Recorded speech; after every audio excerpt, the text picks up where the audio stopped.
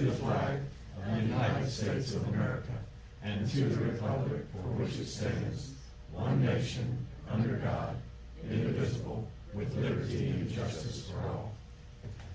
Honor the Texas flag. I pledge allegiance to thee, Texas, one state, under God, one and indivisible. Please be seated. Nobody knows you. No. Come on. The first thing we do is make sure that these are turned off or to silence. So if you got a phone, check it right now and let's get it to silence or turned off so that you don't interrupt the proceedings. And as usual, on regular Commissioner Court days, the first item of business is public input. And I remind everyone that public input is limited to you inputting to the court. We don't have the opportunity to output back to you.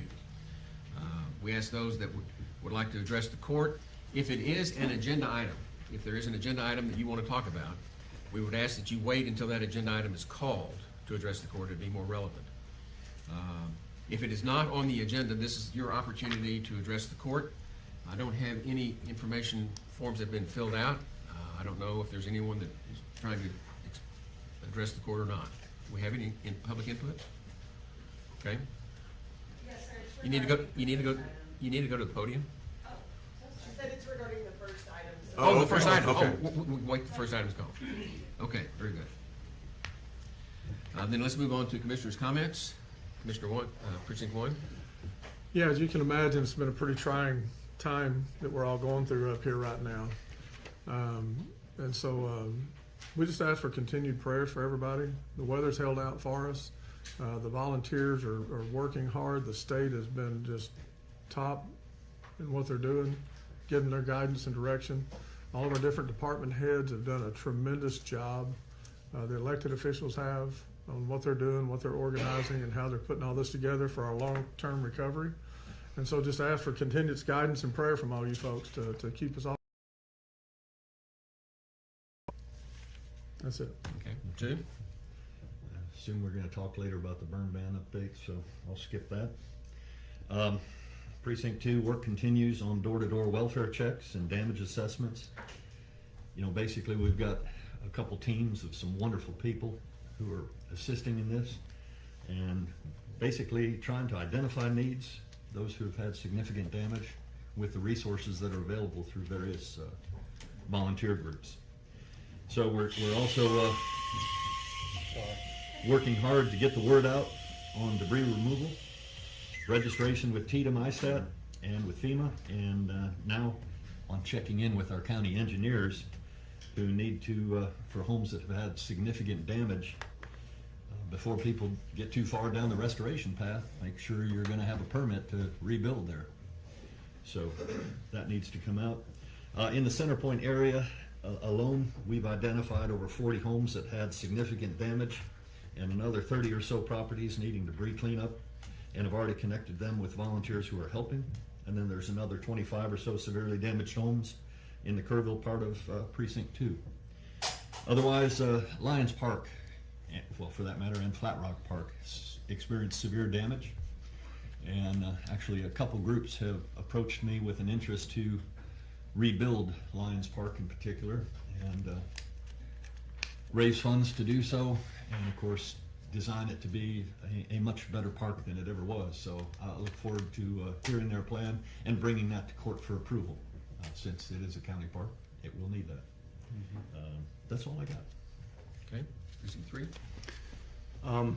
Also busy with constituent response. I've visited about 4 different ranches along the Guadalupe. One of them in particular has got 1.5 miles of property, so that's like, you know, considered about 60 miles of our area. Every single fence is down on this place and erosion throughout. So it's going to be significant. I do thank the folks that briefed, especially the USDA guys that briefed just recently that we attended. Talk about fence repair. These guys are great. They're going to be very popular in the future. It's right now I'm going to concentrate on debris and damage assistance for all those constituents, which I've got about 10 right now. And if you're out there and you haven't reached me, please do.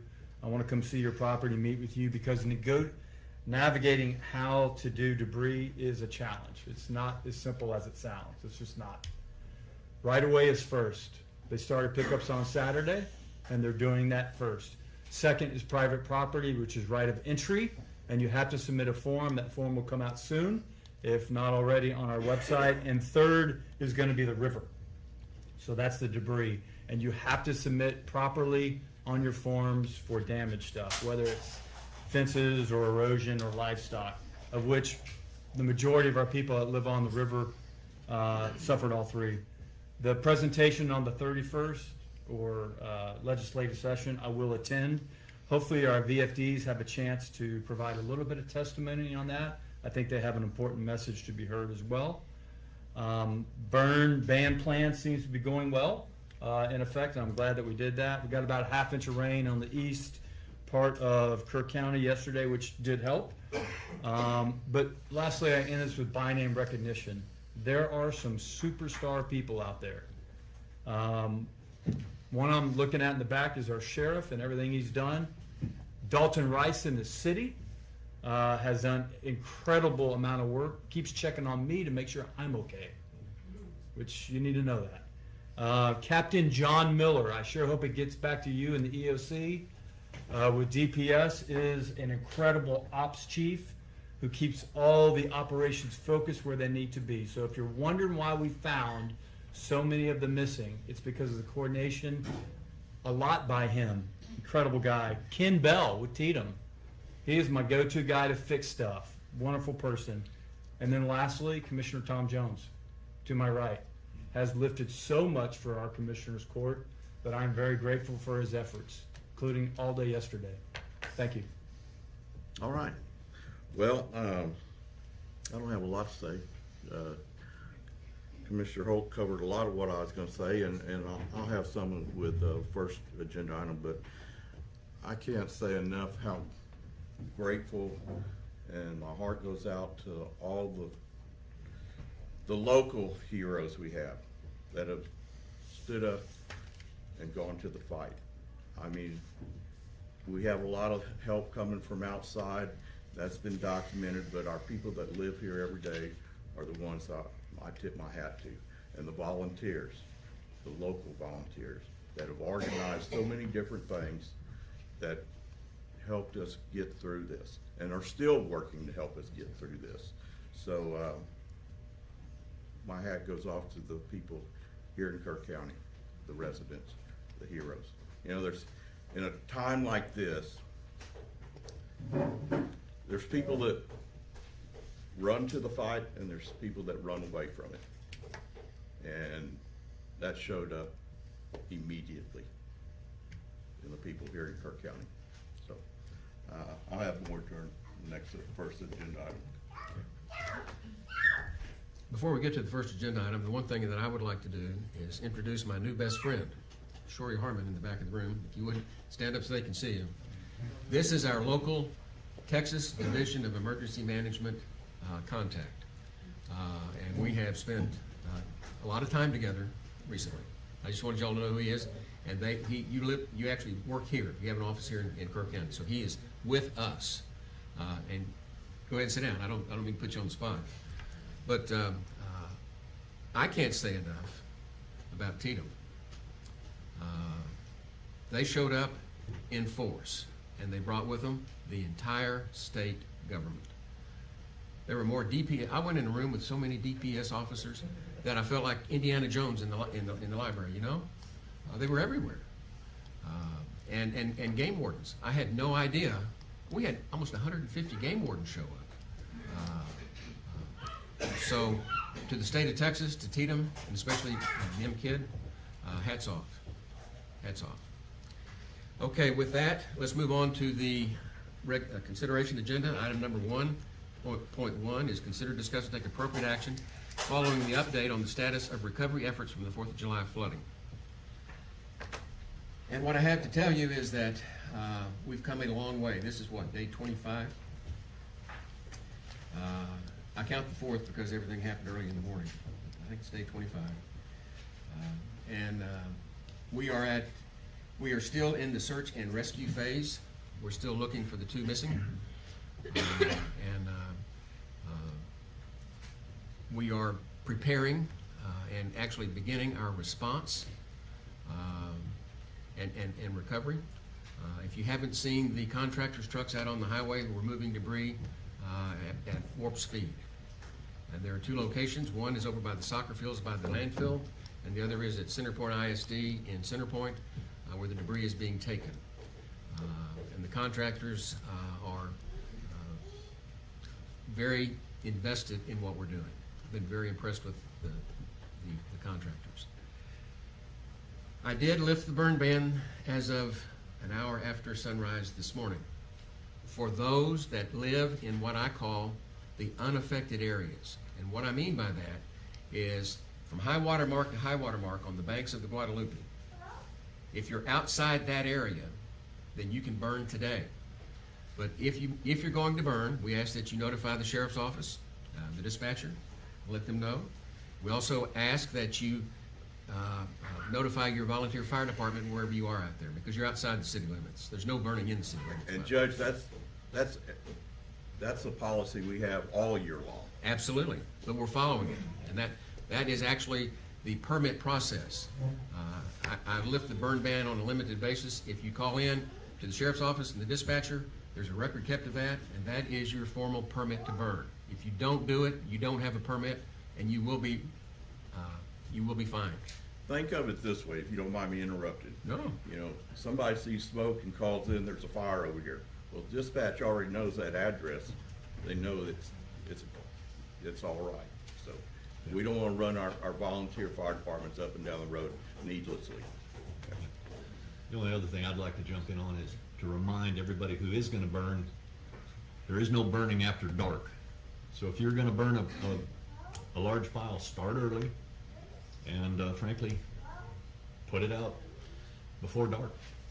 That's how these things get out of control and we have wildfires.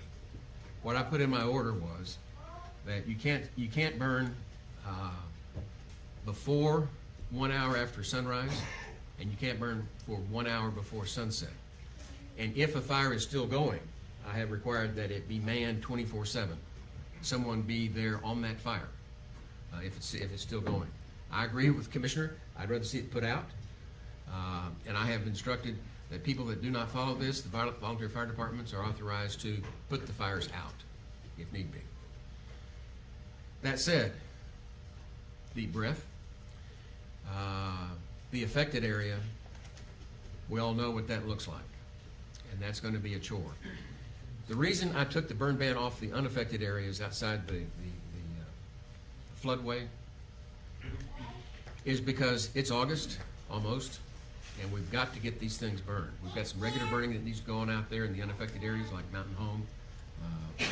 But on the affected areas, we're going to start that. I've been working closely with Commissioner Jones and others, and we've come up with a complicated system that we understand, and then we'll have to explain it to you. But it basically is there's going to be an east zone, a west zone. This is just the basics of it. And those zones are being broken down into sub-zones or sections, whatever we call them. And we may have to change the wording because we have other people using terminology that we want to be consistent with. But those subsections is that the idea being that when we start burning inside the affected area, we're not going to light the whole county up at one time. Each section, as it is cleared, and when I say cleared, that's by the Texas Task Force 1, who's in charge of the search and rescue, meaning that the piles that are there have been gone over, not once, not twice. Last account I had was 4 or 5 times each. They've gone over these piles looking for human remains. And I hate to mention that, but that's what we're doing. We've got 2 that we're still trying to find. And so once those piles are cleared, then the second thing is we have to have them removed. And for those of you that live on 39 or 27, you know they're removing. So that's kind of the status of where we are. We hope to get to the affected area maybe by the end of the week. We're not sure. And we're trying to get as much of this burning done before everything dries out. That's kind of where we are. Now, I had somebody that wanted to speak on item 1, if you would. forgive my boss. She has her own agenda. We're finding there's a lot of that. My name is Kimber Malcolm. I'm a Hunt resident. I actually live and work at Heart of the Hills Summer Camp for Girls. Oh, my. Thankfully, we were not in session, though we did have a major loss, and the property is decimated. We've taken an absolute nosedive in property value. And throughout this entire thing, I've known that we're going to be okay because we have such a strong community. However, people keep talking about fundraising and how important it is that we get funds to this community so we can rebuild. And I think it's absolutely absurd to expect flood victims to help out flood victims in this sense, especially when there is a $30 billion economic stabilization fund in the state of Texas, paid for by us. There's $30 billion that is sitting there waiting to be used to stabilize local economies for disasters such as this. And there is a cap on that fund. It cannot go higher unless, there's some delegation and some talking about it. But the reason why there is a cap on this fund is to make sure that people get to use it, to make sure that taxpayers get to use this fund. So it is projected that we will hit our cap this year. So I'm asking all of you, and I'm imploring our local leaders, especially Precinct 4, to please reach out to the state and expect them to help us. We have all paid into this fund. And what we are experiencing is an economic disaster.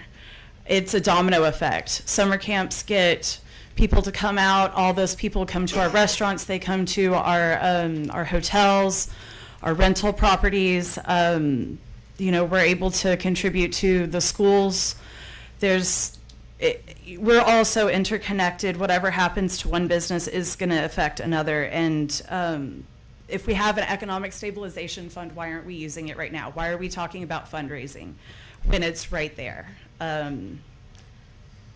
So really, that's what I'm here for. I haven't heard anyone on an official level bring up the economic stabilization fund. And so I just wanted to bring it to everyone's attention that is something that we should absolutely be pursuing. And to not pursue that is negligent of our obligation to one another. So thank you. Come on. So we've been given strict guidance and direction. I agree with you. I don't disagree with you at all. But there is an order in which we have to do things, and that will be a part of that. But we have to be very cautious that we abide by the rules set forth by FEMA on where we get funding and how we get it and where it begins. Because So if we need to wait for the federal government to ask for permission to use our own taxpayer dollars? No, ma'am. No. That's not what I said. Okay, I'm just asking, 'cause FEMA is a federal entity, so I'm wondering. Correct. We need to go through And them this first. discussion didn't come from FEMA. This is coming from the state of Texas, that we have an order of events that we need to follow things to where we are still able to receive FEMA funding, because we don't want to turn it off in the midst of this. And so we will look down these roads towards that funding. There's no Okay. question about it. We've already talked to some of our state representatives. Okay, good. Sure. Is there a way to reimburse the folks who have already fundraised? I mean, I just have concerns about my neighbors who have been decimated by this, but are willing to still step forward and, financially help each other out, but that it's a sacrifice for a reason.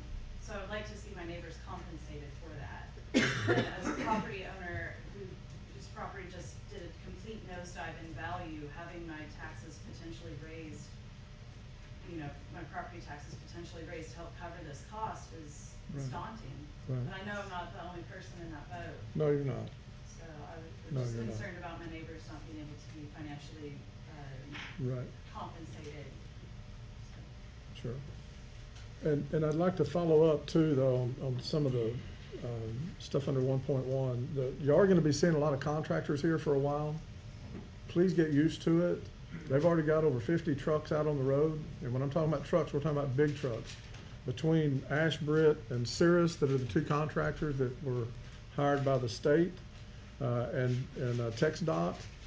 TxDOT's been working for almost 2 weeks out there already, working out on Highway 39. It starts out not looking like they're making a lot of progress, until you really see it's cleaned. And so don't be fooled by thinking that nothing's being done. Those trucks actively got, really hit it hard. They had a soft landing and began on Thursday evening, wasn't it? Yeah. And then Friday, they had more trucks, and then Saturday more, and then Sunday, yesterday, they had over 50 trucks out. And this is gonna be ongoing for months. You know, like Commissioner Holt said earlier, they're gonna start on the roadways and everything. When they hit that floodway, they're still gonna be there, still active, and they're gonna look like they're kind of in the way at some point, right? But they've got to get this cleaned up for us to get Kerr County back to where Kerr County needs to be. This is a marathon, not a sprint. Yeah. And to go in a little bit more, and Commissioner Holt touched on this at the beginning, the right of entry forms. In other words, you have a property out there, those trucks and those contractors won't come on your property unless you have a right of entry. Starting tomorrow, hard copies will be available at the Hunt School, Ingram VFD, and Centerpoint VFD. There'll be a representative at those locations. Also, there'll be an online copy that you can do online, and that should be in the works either this evening or tomorrow. Today. Today? Well, we'll see. But anyway, you got to get that in. And that's much preferred than burning. If you let them come in and take it off your property, get it out of there, you don't even have to light a match. So look at that hard. And another thing, as soon as something comes out on this stuff, it'll be on our Facebook page, the county Facebook page, and their website, the city as well. So follow those, because believe me, we don't want to hold it up an hour. It gets out immediately, so you know the next step is, the next domino is falling, and you can pursue it. But Okay. we can't lose sight of the fact our primary goal is still getting closure for the families.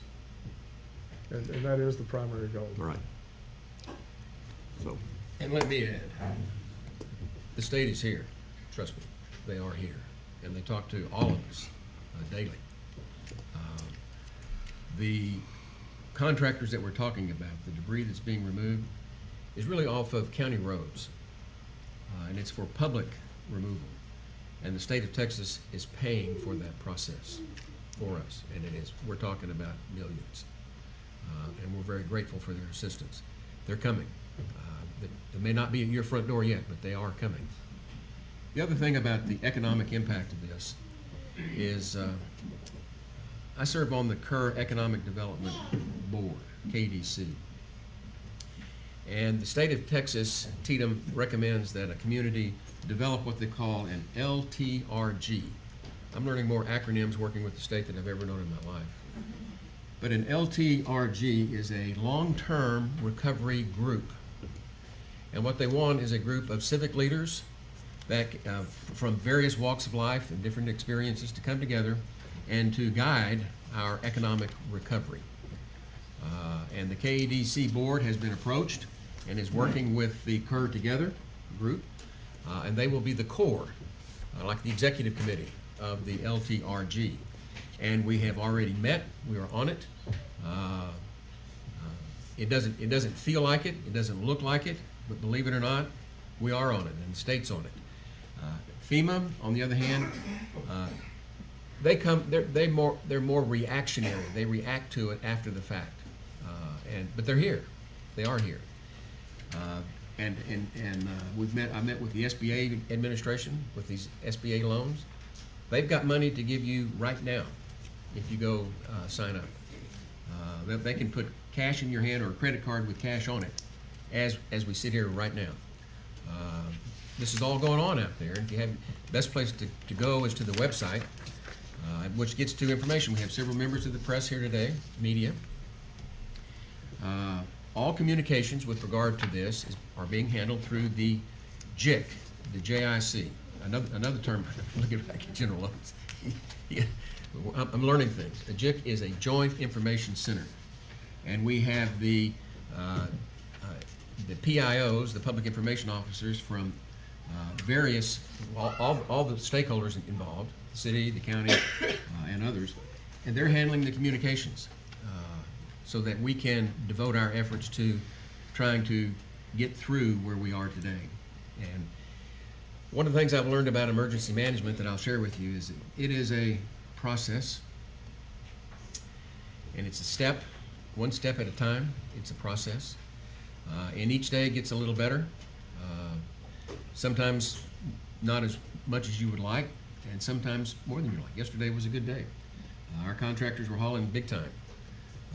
And when we had the afternoon meeting, we heard how many tons of debris that they've moved. And with regard to debris, I will let everybody know that there's two kinds of debris.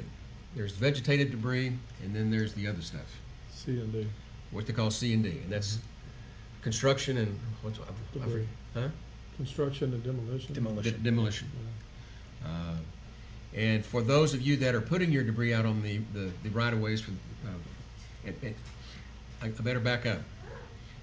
There are right-of-ways for state roads, and there are right-of-ways for county roads. And these contractors are working on the county roads. What you see on the state highways, which would be Highway 39, Highway 27, 1340, all of these are state highways. That's TxDOT. And TxDOT and TDM are jointly doing this, but they're not doing it together, but they're doing it in conjunction with one another. So when you see people out on the state highway, those are TxDOT people. When you see them on the counties, it is TDM that's doing that and picking up the tab on that. And one of the things that I told them yesterday was a small consolation. They were talking about how difficult it is on some of our small county roads, narrow county roads. And I said, just be thankful that they're paved. Kerr County still brags about the fact that we were the first county to pave all of our county roads. And so they can at least get in and not be in the mud and the muck. Anything else on where we are with this? Yes, sir. I know you've been very active. Just one so you point. know, Commissioner Holt and Commissioner Paces have been very active with the rescue, And yeah, east- the volunteer east- fire department. East side. And Commissioner Harris and Commissioner Jones, one or the other of them is at the Emergency Operations Center at all times. And they have been very active in this process. So, yes, sir. Just maybe to clarify, where I see grant money going to good things. As I sat down with one of our landowners and he's looking at land recovery over $1 million with erosion and fencing alone, this only pays for 75%. Think about being a German landowner. You don't sell your property, you try not to, right? So they're hanging on to this as much as they can. They may be land rich, but they're cash poor. So when they consider their 25% down deposit, they're wondering how they're gonna get there. That's where I think some of these donors, I hope, are gonna help them with that huge deposit to pay for the roads, the erosion control, and the fences. Because right now it's overwhelming. As I sit down with him and I look at that, the second that we've seen, like one that both Rich Paces and I service is Old River RV. That's like another camp, right? So it's the youth camps, but it's also our other camps that have to rebuild. And these are for profits, and they're really gonna have to lean heavy because they're underinsured for the most part, right? On a lot of their properties in order to get back. And a lot of folks have been canceling on them. So there's definitely an opportunity cost that they're suffering right now as people have canceled. And how do they recoup from that? So I'm counting on those folks that move money to 501(c)(3)s to really reach out. And in particular, I'm happy that our Hill Country Community Foundation has set up a specific line, which they don't already have, to go directly to those camps to help them out, because they are going to need it. And our goal, like we said the other day, is to get them back in action in a year. That's considerable when you count the amount of construction and money that has to flow their way. And it's gonna still be a hit on their pocket, make no doubt. That's all I have, thank you. A few other just tidbits that you need to know. The estimate on the reduction of the fair market value of our properties on the tax rolls is approximately $240 million. I don't know if that's been updated this week or not, but it is significant. Another thing I wanted to point out is the SBA is loaning money at 2.81% on a 30-year note to help you underwrite the expense to rebuild and recover and replace. So do not overlook the SBA benefits. They are available to everybody.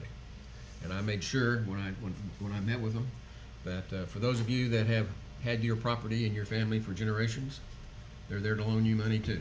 You don't have to have a mortgage. If you have a mortgage, then they'll subordinate to the mortgage. So, anything else? Okay. Then let's move on. Item 1.2, which is consider, discuss, and take appropriate action to approve a 9/11 commemoration proclamation. General Oates. Good morning, Judge Kelly, Commissioners. Thanks for your service to our county. Thank you for your service. No new acronyms today, Judge. Good, thank you. I'm Michael Oates. I live at 667 Lower Turtle Creek. That's in Precinct 2. Thanks, Rich, for all your support of us. Here today to ask you for your consideration and approval of a proclamation making September 11th Patriots Day in Kerr County, very similar to last year's proclamation. As you know, it's appropriate for us to commemorate the day we lost thousands of American citizens on September 11th, and also the 20 Marines who were killed fighting in the global war on terrorism. The difference in this year's proclamation, Judge, is we've added 2 more Kerr County residents to the proclamation, Charles Campa and Javier Perez. Very much appreciate your support. We will have an event again at Shriner on September 11th at 5 p.m. To commemorate that day, and all of your certain.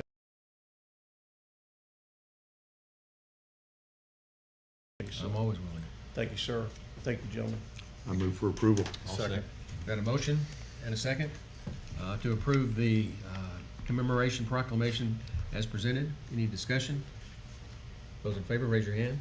Unanimous, thank you. Item 1.3. Okay. Consider discuss an update on matters related to the Hill Country Energy Sub-Regional Planning Commission. Commissioner Paces. Yeah, not too much to add. Been busy? Yeah, kind of focused on some other things. But, we've approved adding Gillespie County to the Sub-Regional Planning Commission, and it's now up to Kendall County. I'm not real clear. It may be on their agenda tomorrow, and it may not, depending on who's available to attend. So we'll see. I'm confident that it will be done. It's just a matter of whether it's this court meeting or the next one. Otherwise, we're continue to be extremely disappointed in LCRA and Public Utilities Commission for refusing to respond any further and refusing to meet with us. So we'll get another round of letters out this week. And, shame on them. All we're asking for is a simple meeting to discuss the issues and make them aware of all of our concerns. Do y'all have a reason why it's not on ours first? Is there an order? I don't know what y'all. What's not on ours? For us to approve. Approve what? We did. We did. Oh, we did? Yeah, We've already done it. Did Now y'all it's vote up on to that? You were here. Yeah. You voted for It's up it. to You voted Kendall. for it, Tom. It's fine. Okay. It was 5-0 Yeah. very much. I think I remember that now. Yeah, okay. It happened. There is no It reason. happened. Okay, okay, so Well, we're just waiting on Kendall County. Correct. Yes, sir. Okay, I have no confidence in LCRA doing anything. I mean, they, It's they're- very they're- sad. one of their board members told me they were for it, so, boom. Anyway, I don't that's think, all I've got. Okay, very well. Then moving on, item 1.4, which is to consider, discuss, and take appropriate action to accept donations to the Kerr County Animal Services totaling $30 for the month of June 2025. Reagan Gibbons. Good morning. These would be our June donations for Kerr County Animal Services. Any discussion? motion. Motion. Approve. Second. Motion, second? Okay. Any other discussion? Those in favor, raise your hand. Unanimous. Thank you.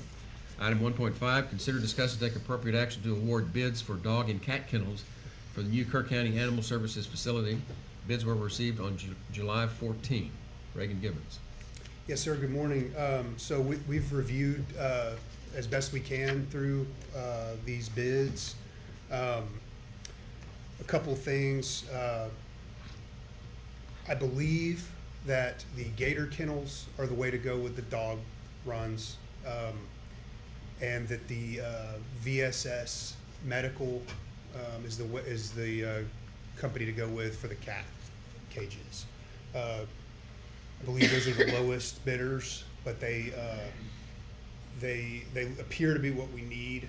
I will say that former Commissioner Letts did reach out to them to see if there was any way we could actually physically look at any of these, because we don't, we have some schematics and stuff, but it'd be kind of nice to be able to see them in person. I don't know what we can do there. They were coming up with a list of where these things are located around the state. We just kind of ran out of time on that. So I don't know if there's any way to extend this another couple weeks and give us an opportunity to do that. The company's Commissioner Jonathan Letts said that they are aware that we may push it back a little bit. I don't know if that's possible or not, but I would really like to see these things, and we just have not. With everything going on, we haven't been able to get there. Returning to our county attorney. Yes, Saw sir. that. Can we, I don't know if you are required to award those bids today, but, or what the timeline is. I know that there was some need to move quickly. we put a timeline on them to get the bids to us, but I don't think we put a timeline on us to respond to the bids. No, there's, I agree I with think that. that's So right. I think what you're asking for is just an extension. Yes, sir. And I don't know any reason we wouldn't want to do that. Right. The motion that I would like to make is to vote on the cat kennels, because the cat kennels seem exactly what we need, and it is the lowest bidder.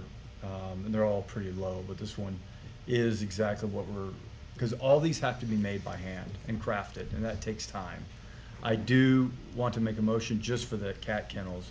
Understanding dog kennels, so you're all tracking, of the $511,000 that we have set in the budget to pay for all this, the dog kennels alone are about $125,000. That's the lowest bid. That's important enough for us to see in person. Okay, so I want to wait on dog kennels and go see them in person before we vote on that. But I'm confident that we have the cat kennels. And frankly, the old cat kennels that we have are enough to boost that inventory should we have an overrun of cats. So comfortable voting on cats, not dogs until we see it. Did they break it down on the bid? I remember they had them broken down. They did. Can we accept just a partial? We're gonna do something. Yeah, each of the individual folks voted on 4 different things. It was the cat quarantine, right? Yeah, I remember you reading all of that out. Yeah, so they're voted on 4, and what we chose is, to consider is Gator for dogs and VSS for cats. And I'm comfortable voting on VSS for cats, and I'm comfortable that we'll get the vote, but we'll see in a moment.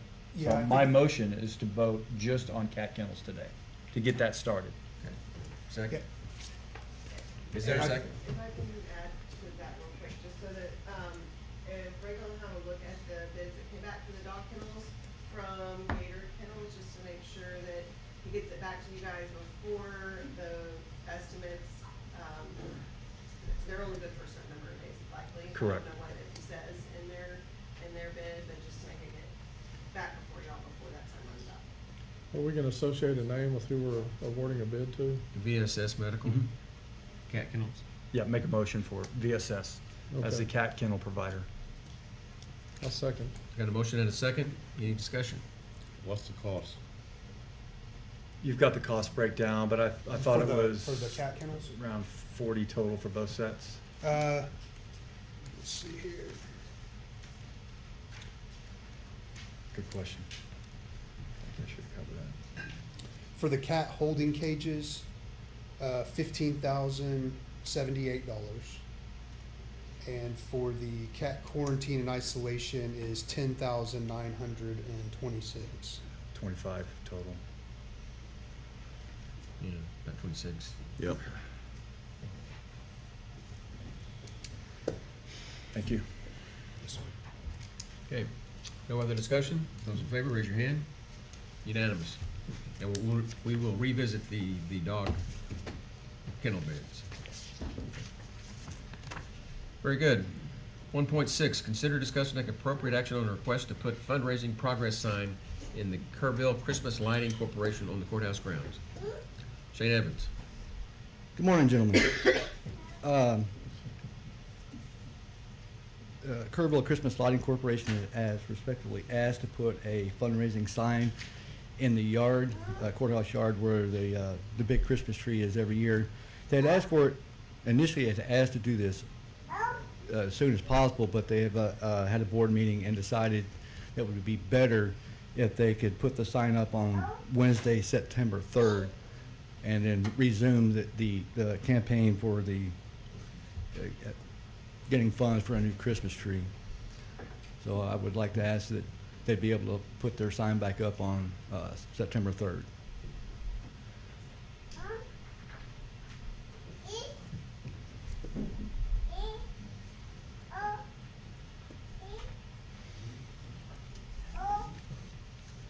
Well, we've got some distraction in the courtroom here.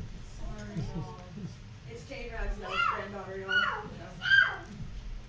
If anyone has a spot to be here. Yeah. So do I need to repeat that? No? Did y'all hear what he said? Oh, yeah. Okay. And then what they want to do is just put a fundraising sign that shows where they are with regard to their goals. Yes, sir, they do. Do it every year. So do we have a motion? I'll move to approve that, Okay. 1.6. Motion? Second? Second. Go ahead. Okay, I'll second. Motion and a second. Any discussion? We do this every year, right? No. No. We don't put the We've brand new. never put a sign up before. But we work with them every year. Yes. So financially, my question would be, why fundraising now, and what's the difference now between last year? Well, I think because it's a little About too a new soon to tree. be putting a fundraising sign, considering everything that's New happened, tree. you know. It's a new tree. Yeah. It is. If you notice, And they're trying to get a new tree. The one that we Got have, it. that the Christmas Lighting Corporation has now is 13 years old, and we have electrical issues with it every year. Every time it rains, it trips, Yeah. GFIs. You probably And- said new tree and I didn't hear it, so. Yeah. Thank you, new tree, got it. All right. and And they've so this- actually started fundraising a while back. Right. It's just, I guess they want to This is now George put Eigner and his put a group. sign. This should be a one-time deal. Yes. For this Just tree. this year. Thank you. Okay. Any other discussion? Those in favor, raise your hand. Unanimous. Thank you, Shane. Next is item 1.7, consider, discuss, and take appropriate action to amend the court order number 41272, liaison appointments, to add another county representative to the Kerr Economic Development Corporation. What this really is Commissioner Letts retired, and he is still serving on the KDC board, but in his capacity as a local businessman. And we have an opening for the county, and so we're trying to fill that opening. And this is, they will be the core group for the long-term recovery group. And I move that we appoint Commissioner Tom Jones to that position. A second. got a motion and a second. Any discussion? No refusal? No. You ready for this? Yeah. Those in favor, raise your hand. Unanimous, thank you. Item 1.8, consider, discuss, and take appropriate action regarding Kerr County's membership with the Kerrville Area Chamber. Previous court order number 41318 approved bronze membership for $200, which is the nonprofit membership fee. An additional $150 is required for a bronze membership for the county. I don't understand why there's an additional fee when we approved 200. I don't either, but We were trying to get the minimum membership, and it's not allowed for that unless you're a nonprofit. we're local government, And we're we're not a local nonprofit. government. We're not a 501c3. So I'll make a motion to approve. I'll second. Got a motion and a second to approve the additional $150 fee for membership in the Chamber of Commerce, Kerrville Area Chamber of Commerce. Any discussion? Those in favor, raise your hand. Against? 4-1. Okay. Item 1.9, consider, discuss, and discuss ordering the constitutional amendment election. Ms. Alford.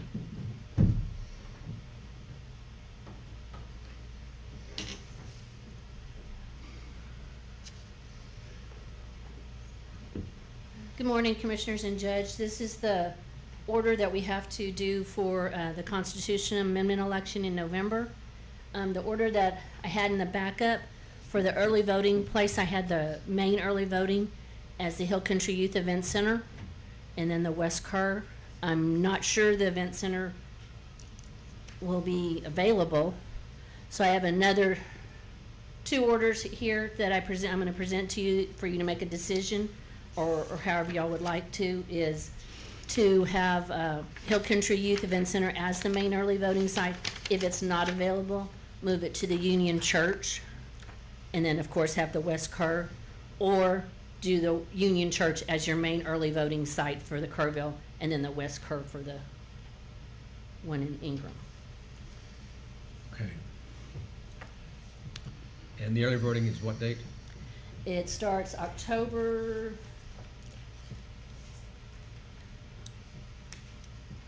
the 20th and runs through October 31st. The last 2 weeks of October. Okay. With regard to the, well, technically, we're not supposed to talk about it until I have a motion and a second. I'll make a motion. I'll second. Okay, got a motion and a second. What's your motion? For consideration.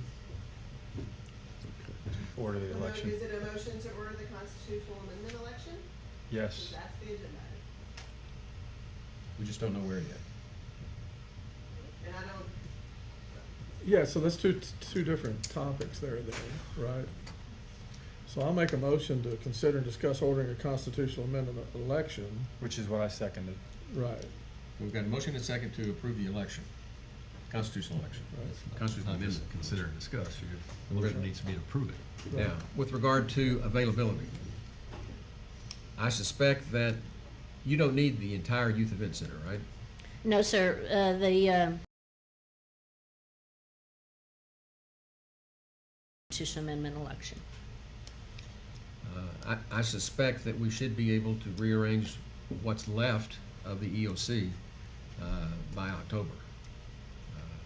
Does the question come into play is how much they're leasing from us at that time? Our lease agreement. the lease agreement with you is for the entire property. I don't anticipate that being a problem with Tito. They're in the process of demobilizing right now. And if you notice, you see fewer and fewer state troopers and state trucks out there. Maybe I'm missing something, but maybe are you asking for them to make that decision about where it is located today? Yes, Well, it's not on the agenda. it's within the order. Okay. So, but what maybe, it sounded like maybe was saying was that the Union Church and the West Kerr Annex are both available for early voting sites. It's, We have 2 bookings for the Union Church during that time, Okay. which we'd have to cancel, but just so you know. Well, it's not my motion and I didn't second it, but why don't I What suggest that did we... you say, Jody? We have 2 Bookings. bookings at the Union Church during that 11-day time. Well, those Well, will be canceled anyway. They can be canceled, just like we've canceled a lot of events at the Youth Event Center already. I think they've already canceled, I think they've already been calling out, canceling stuff out, a pretty good ways out now. For the Union Not- Church. Oh, no, you're talking about the Union Church. Yeah, I was talking I'm about the sorry, Union I'm sorry, okay. Church, so it'd be the same thing. Well, that was my question anyways, the Union Church, could it handle early voting? It's a relatively low turnout. I for feel like it would constitutional be, we would be able to make it work. But we'll have to cancel I don't- the existing bookings. Yeah, Yeah, I don't Well- know where else in the county to hold early voting. That would be, I think, we're dealing with a lot of unknown right now, this far out. I think it'd be prudent to use the Union Church. I mean, when you look at the scheme of things, what Tatum's doing for the whole deal compared to a couple of rentals at the Union Church, I think that'd be the route to go. Does that fit your motion? Well, our motion was just, it wasn't about the location. Yeah. It wasn't, so- it's just about the order, Yeah. the election. Yeah, So you got a motion on and a second in front of us, so. I mean, I think you've got a good plan, one or the other, and we'll make it work, like you originally said, probably. And Well, my thought is, if the youth event center is available, they ought to be free to use it. right, If it's not available, the backup is certainly the Union Church. okay. And do we start canceling bookings now? I probably prefer to You just give them a wait and heads see. up. And it Maybe sounds alert like 'em. we need certainty today, so if you're making a decision today, she'll need to. But all we're make doing, plans for the evening. all we're doing today really is just approving the constitutional amendment election. But the location's in the order. The location of the election's in the order. It just wasn't described in the item. Right. Okay. So subject to availability, well, look who walked in. You have to read the pass down, she's got it down in there. So, somebody restate the motion so we know what we're going to do. I make a motion that we order the constitutional amendment election, utilizing the Union Church for that election, In the West Kerr Annex. and the West Kerr Annex. Is that the two? Yes, sir. That's the Okay. motion. That's the motion. I will second that motion. Those in favor, raise your hand. What are we gonna do? One opposed. Opposed? I'm opposed because we're still using the Verity 2.5 equipment, which created a problem with the last constitutional election. Those are all still pending. It was never properly certified. Don't have a proper lab test. So I have to oppose it. So I vote for 4-1. it, so that's a 4-1. Yes, sir. Right. Okay. Now with that, believe it or not, a rarity, we're actually on time. So let's take a brief recess, so come back at 10 o'clock.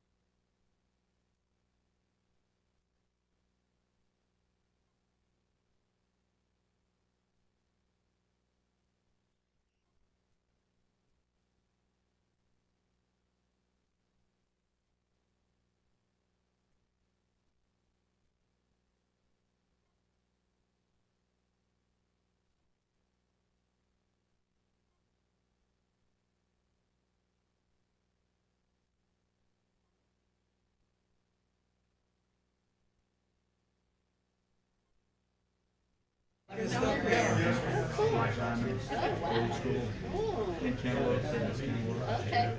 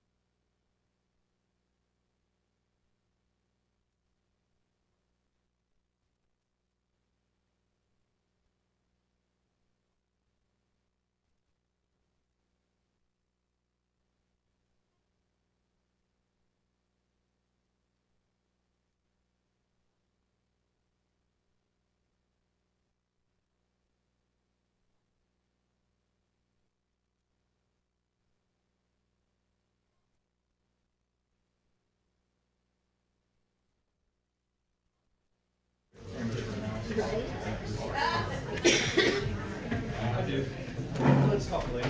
We really probably do need to get a meeting. No. Thank you. Volunteer you for. Thank you, Judge.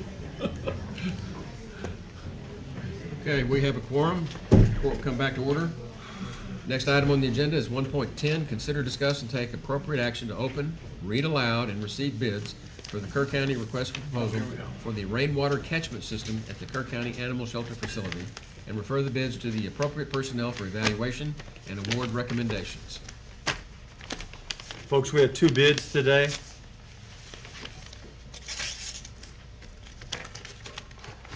The first bids are coming in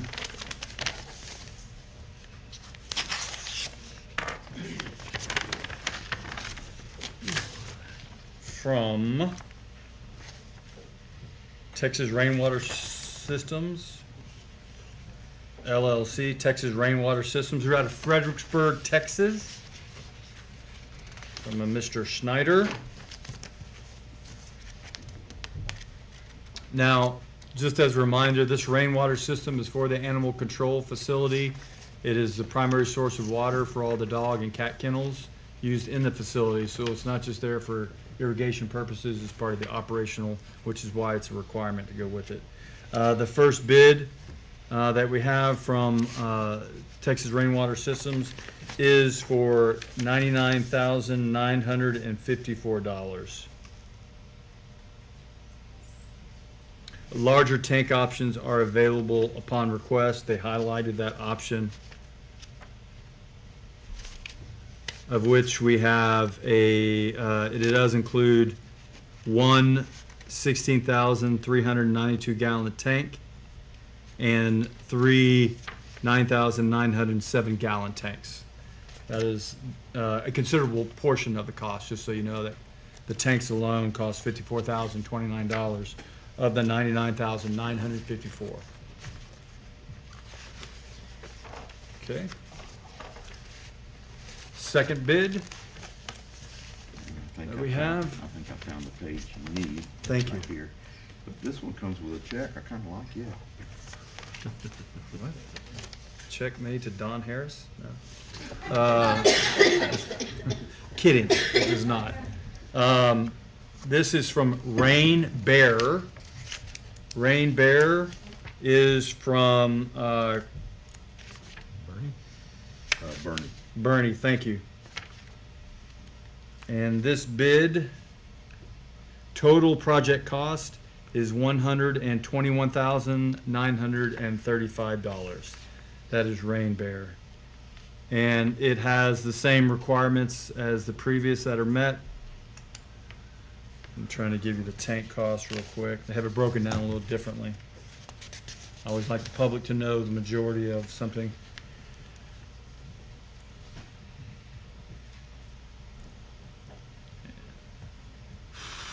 Yeah, sorry, it didn't have the actual tank cost broken down like I wanted. But again, that second bid, Rain Bear out of Bernie, $121,935. Okay, who are we giving them to? Commissioner Lentz? Reagan.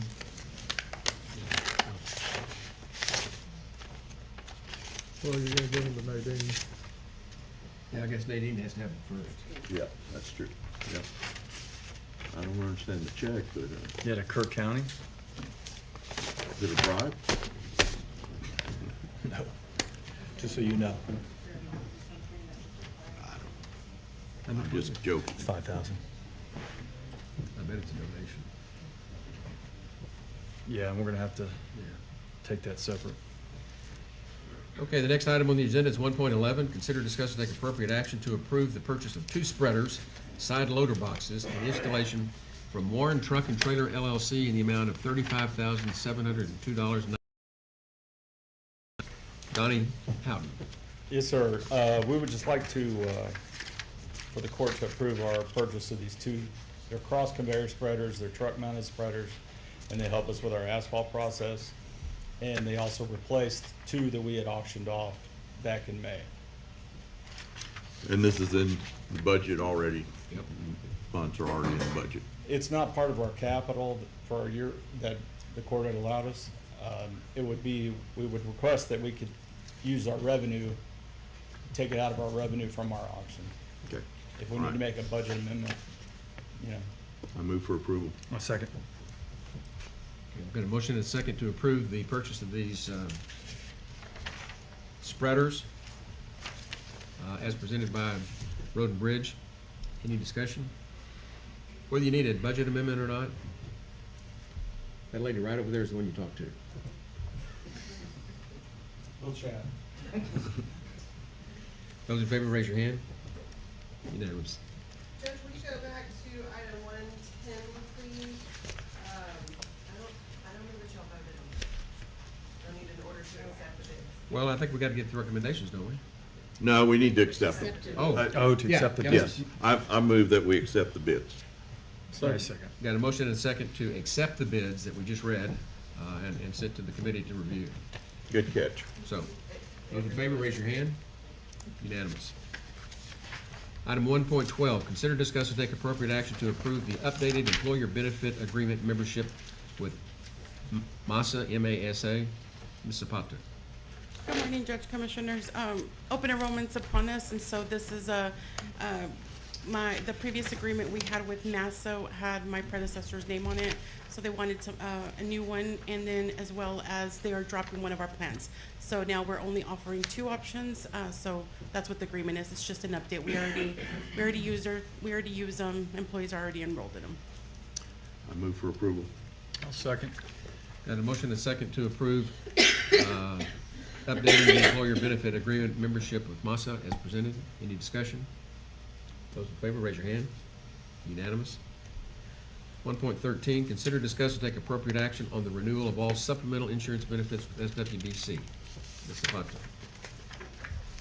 Again, nothing's changing here. Everything's staying the same with our supplemental benefits since we're upon open enrollment. Only change is that we are going from the 60-day waiting period to the 30-day waiting period. Other than that, everything else is staying the same, including rates. I move for approval. I'll second. Got a motion and a second to approve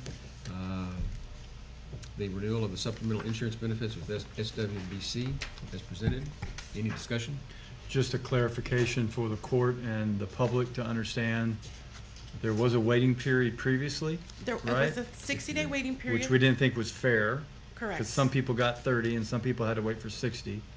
And so we went away with that right now. Well, elected officials had no waiting. And Yeah, s- which yes. even more And so now unfair, we've made so- it across the board. Everybody waits 30 days. I think Perfect, it's- thank you. Yes. Any other discussion? Those in favor, raise your hand. Unanimous. Item 1.14, consider, discuss, and take appropriate action to ratify and confirm an interlocal participation agreement with the Texas Association of Counties as part of the Texas Association of Counties Health and Employment Benefits Pool. Ms. Zapata. This was part of our renewal. I missed it in the renewal process. We just needed to sign it and send it out to them. So this is just ratifying. The judge has already signed it. Okay. I move for approval. Got a motion I'll second. and a second. Any discussion? Those in favor, raise your hand. Unanimous. Item 1.15. Consider, discuss, and take appropriate action to authorize Kerr County Sheriff to exempt Sheriff's Office employees from the 2B3 parent, H close parent of the Kerr County Employee Handbook related to limitation of 320 hours of carryover paid time off during the period of the disaster declared on July 4, 2025 and extended on July 7, 2025 by order of the Kerr County Commissioners Court. Authorization to end September 30, 2026. So currently in our policy manual, on 9/30, we look at everybody's PTO balance, and anything over 320 no longer rolls over into anything. And so Sheriff reached out to me a couple weeks ago, and because of everything that they've had to do during the disaster, he was no longer approving PTO for his employees until, I guess, things get a little bit better. And so he's requested that that policy be waived for his employees, so they have more time to use their PTO in the future. Sheriff, do you mind explaining a little bit more? I mean, give, You know, there's a His cap. guys are worn out. yeah, you're just Okay. spread thin, the bottom Yeah. line. There's a cap on PTO. I was not letting them take it off during the time we needed everybody, so I asked it to just be Gotcha. expanded for the next year because I did not let them take off. Got you, that's all. I move for approval. Second. We've got a motion and a second to approve exempting the sheriff's employees from the 320-hour limitation for carryover paid time off as presented. Any discussion? Those in favor, raise your hand. Unanimous, 5-0. Item 1.16, consider, discuss, and take appropriate action to authorize overtime pay instead of compensatory time earned for hours worked for all non-exempt employees and straight time pay for exempt employees for hours worked over 40 hours directly related to responding to the July 4 flooding disaster through the pay period ending August 9, 2025. Ms. Holden. Good morning. So last regular Commissioners Court, I brought this to you. You approved doing this, and I told you I would bring it back each time to let you extend or not. So that's why I'm here. Tracy, just for the public, will you explain the non-exempt and exempt employees? Sylvia might be better at that than I am. I know who's classified as that, but I don't know really why. Non-exempt employees are gonna be our hourly employees. Exempt is gonna be your department heads, anybody who has a supervisory.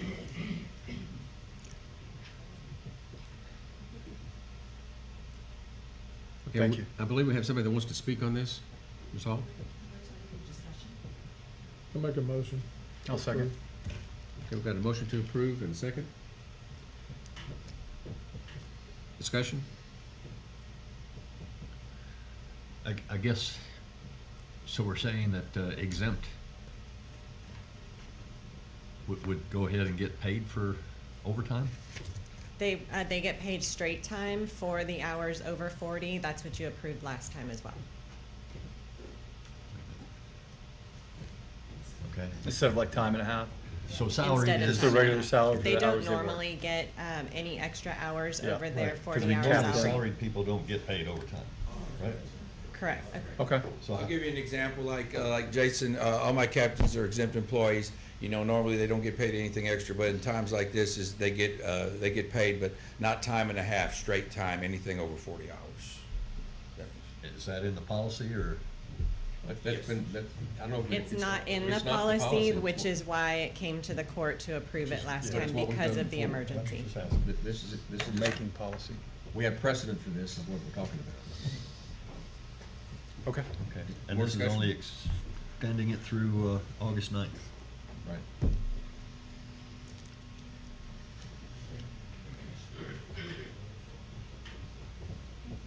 My name is Terry Hall, and I live at 118 Independence. I'm also speaking on behalf of We the People, Liberty in Action. Our objection to this is that when you sign a contract to be an exempt employee, in other words, salaried, you're not paid hourly, and you forego overtime pay. That is part of the agreement you make. Now, obviously, we understand we're in extraordinary circumstances right now, but at the end of the day, so are all of your residents. So is everybody out there. Businesses are taking a hit. Landowners are taking a hit.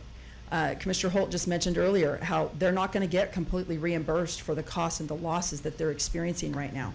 So that's our concern, is that the residents out here are hurting. We're all in crisis. We're all experiencing this together. And the more we up the amount we have to pay everybody, the higher likelihood it is that you're going to look at that 8% tax hike. So that's our issue with it. Our exempt employees don't have contracts with the Commissioners Court to work with them. Did everybody hear that? No. No. Yeah. Exempt employees don't have a contract, but they are hired as, they are identified as. At will? Okay. They're still at will. Meaning, we can let them go anytime, Mhm. they should. That's right. Since we're still in discussion, how many employees does this actually affect? So we're kind of understand what we're looking at financially and impact. Tough question, I know. I'm throwing a An curveball. exact number, Okay. but I'm gonna say we probably have about 20 to 25 department heads. Okay. Maybe a little less than that. I don't have an exact number. I'd have to go look at everybody. I have a hard time with this, because what's next? Elected officials, you know, I know, we had people, well, it, you know, everybody's stepping up. We had, meetings yesterday on Sunday, you know, and all the days run together. We don't know, and everybody's putting in extra. And that's the difference, you know? If you're salaried, that's part of it. And so, I have a problem with that. Not that they're not deserving, everybody's deserving, but it's a different deal. Just to clarify, electeds can't receive Uh, it because our salaries are published and we can't Yeah. go above Yes. that. Well, good. I'm glad you clarified this. Yeah, Yes, sir. thank you. But, no, there's a difference. We Any already other did this discussion? once, right? Huh? We already did this once, is that right? Or Well, we've done it before, yeah. No, but I mean, did we do it last time in court? I can't remember. Yes, you did, and that's why I'm And bringing it was back. approved. So we're talking about one more pay period or? Through August 9th.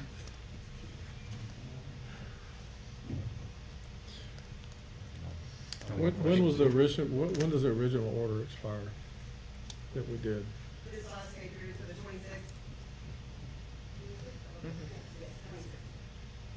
Hopefully that was the big one and there's not as much of this right now. Well, there's less and less of it, I can tell you that.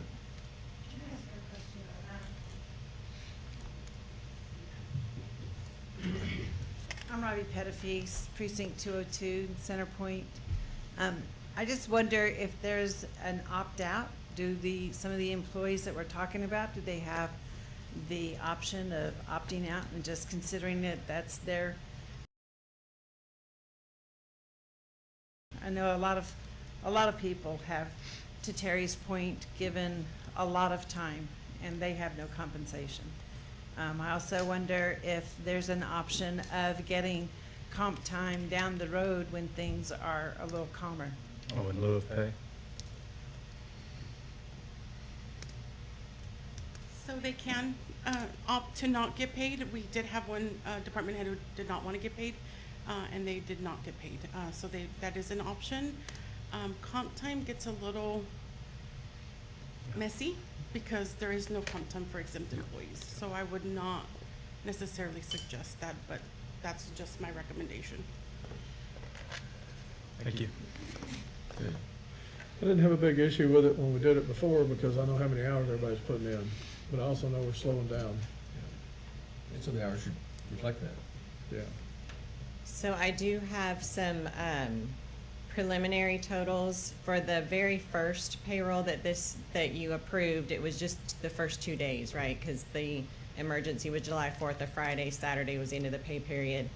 And then this pay period that we're processing now was a full 2 weeks. And this pay period was about 2/3 of the hours as those first 2 days. So if you, so it was 3,471 hours just in those first 2 days combined for all county employees that worked the emergency that was eligible to be paid out. And this pay period, again, it's preliminary because we haven't really started processing. It's about almost 2,400 hours. But you don't have that So broken down. 3,400 hours versus 20, for 2 days, So it's come down, 3,400 hours for 14 days. Yeah. And what's the approximate cost of that? It was just under 155,000 for those first 2 days. And again, estimate this time it'd be about 135,000. But that's before we have the opportunity to really make sure people enter their time correctly.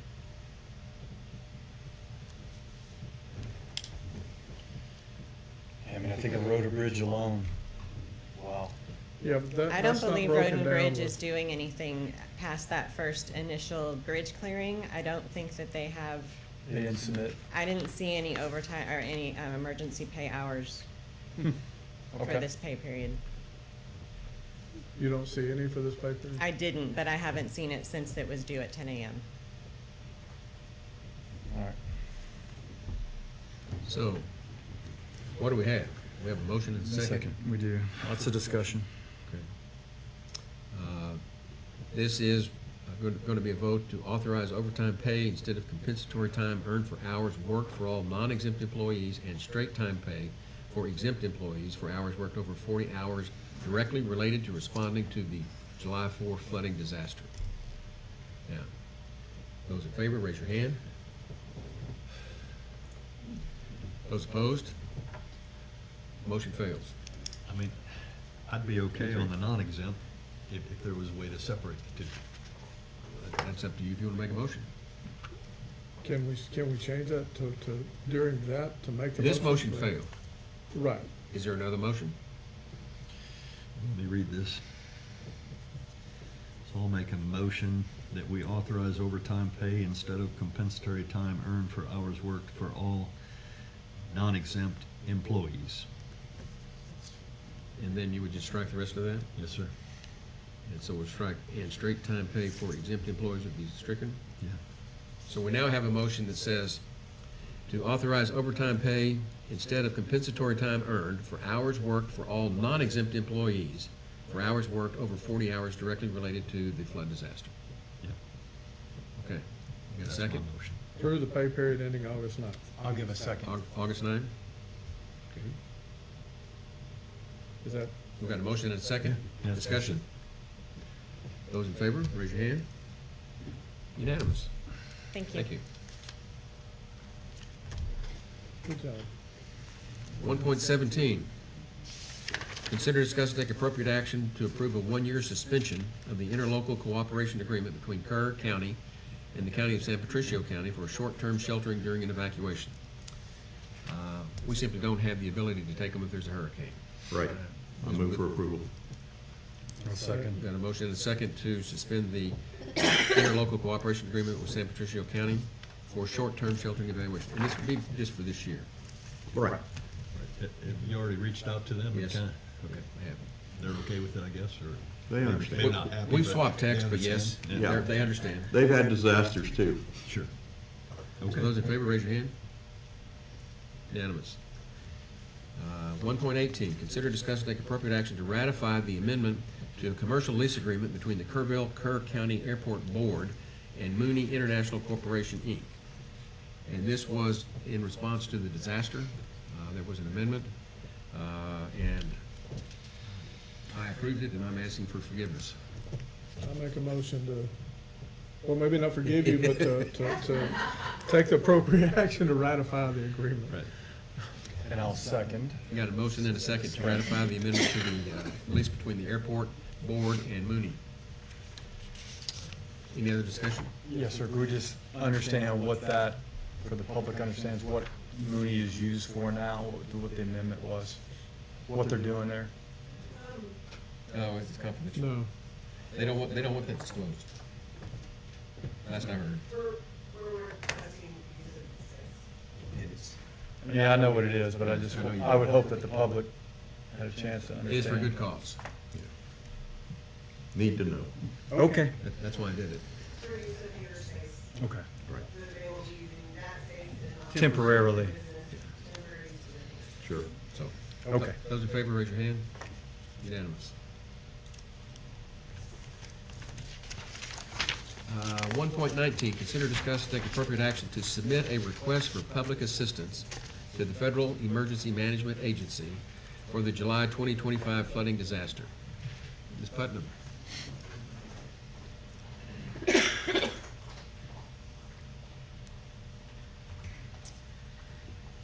Good morning.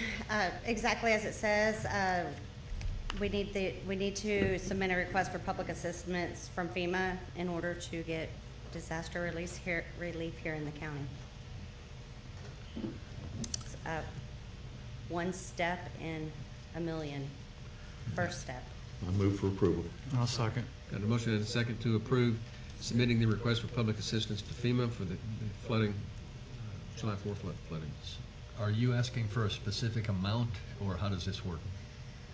To my knowledge, we don't have a specific No. amount yet at this time, so it's going to be a fluid operation to go through every single step and every single department Sure. that or aspect that we are going to be requesting for assistance. We basically just have to get our name in the hat, for lack of a better term, by August. So we've got, they're not expecting estimates right now, just so Okay. that we. That just seems odd to Yes.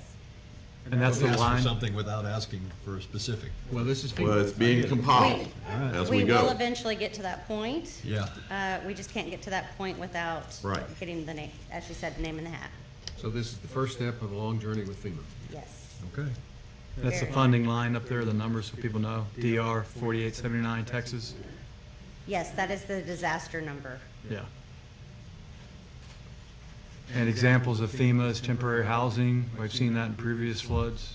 Yes, to my knowledge, it could also assist with the road and bridges, Oh, yeah. everything. Yeah. It's, Yeah, they're working on a lot. It encompasses a lot. Okay, thank you. it's the public assistance side. Okay, got a motion? Already got it. In a second? We already Those in got it. favor, raise your We already hand. got it. Unanimous, thank you. Item 1.20, consider, discuss, and take appropriate action to immediately hire one CID investigator due to the increased workload resulting from the July 4th flood. Sheriff. Yeah, this is like I discussed to y'all last week. We've already seen a slight increase in some crime, and we actually got our first fraud case. We're gonna be working with the Attorney General's office, but obviously I anticipate this to rise as time goes on. I move for approval. Got a motion and a second to approve the immediate hire of a new CID investigator as presented. Any discussion? Just where are we at for investigations? Like, of course, the identification of personnel and things like that, task force is a huge amount that I've seen your sheriff's deputies do. Oftentimes with the disasters, you see looting and people trying to take donations and things like that. How are we looking in Kerr County? That's exactly what I'm talking about. We've already started to see that happen. And, Okay. you know, obviously, we have a couple hundred additional first responders. My concern is at some point, they'll be leaving and then we'll be left, you know, to handle this, and I look for a significant increase. Right now, we've got plenty of help here, and it has already started. You know, I don't want to get in a lot of detail, but it has, and like I said, we got our first fraud case. I really look for that to come up, but Attorney General's office is going to help us with that. But like I said, once everybody leaves, we'll be taking care of all the business needs to be taken care of. And just as a matter of information, at one of our meetings yesterday, there was talk about this kind of thing happening with people trying to get people to let them haul off their debris, and entering into what they believe are handshake contracts for $50 that turn out to be $5,000, et cetera. Scammers. Scammers. Yes. And so, one of the things that we talked about yesterday is preparing a, for lack of a better thing, it's a piece of paper that you can put in your truck that says that you're an authorized contractor for either Tatum or Kerr County, what have you, but something to legitimate them so that anyone entering into some sort of verbal agreement with somebody that's offering to help them that is not officially part of Kerr County or our recovery team, you need to go to their windshield and look, see if it's sitting above the steering wheel. I got one in my truck. I mean, we got to do something. Yes, we do. They're out there. You know, a couple months ago, did anybody in here get calls from roofers? You know, that people. Not Still- since yesterday. Yeah. Sheriff, my only question is, okay, is this a permanent position? What happens 2 years from now? Well, we're only getting busier anyway, so you gotta remember, we haven't followed up on caseload for 2 to 3 weeks now, so we're real behind the curveball. But, you know, did I need it before? Yeah, but, you know, we're getting by, but with this, you know, I think we're gonna be busy, and by that time, you know, crime's only increasing here. And if my recollection is accurate, I think we talked about this last time, didn't we? Yes, sir, yeah, we did. We went into So some this is detail one on of it. the positions that we were Right, talking about. last week. And last time we discussed, were you looking for 2, but now you're just looking for 1? He's trying to fill the gap right now. Yeah, right now, we need one. You know, I did put one in for the new budget, but this is like to go to work pretty quick here, because, you know, the Okay. cases are here now, building. Like I said, I only look for it to expand, you know, it's just kind of starting to snowball. Thank you, Sheriff. Yes, sir. Any other discussion? Do we have a motion? And a second? Yes. Good. Then those in favor, raise your hand. Unanimous. 1.21, consider, discuss, and take appropriate action to reclassify existing senior deputy position pay grade 22.5 to environmental law enforcement pay grade 21.5. Reagan Gibbons. Good morning. So this is, as you all know, our senior deputy with the department did seek other employment.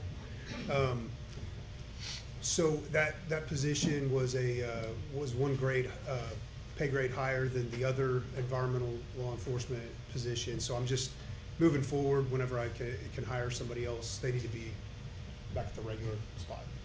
Easy We'll one. take recommended savings any day. You Yes, bet. sir.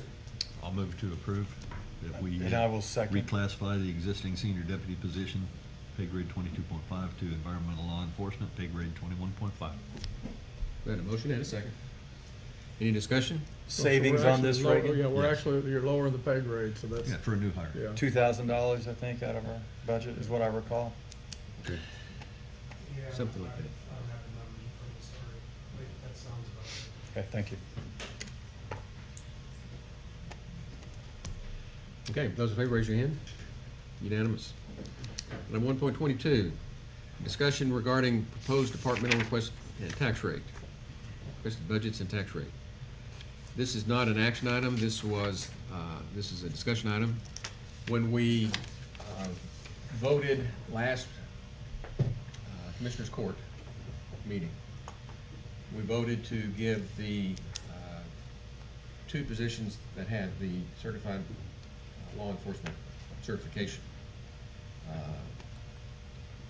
bring them up to what the first responders are making in the sheriff's department, and it was a 6-step increase.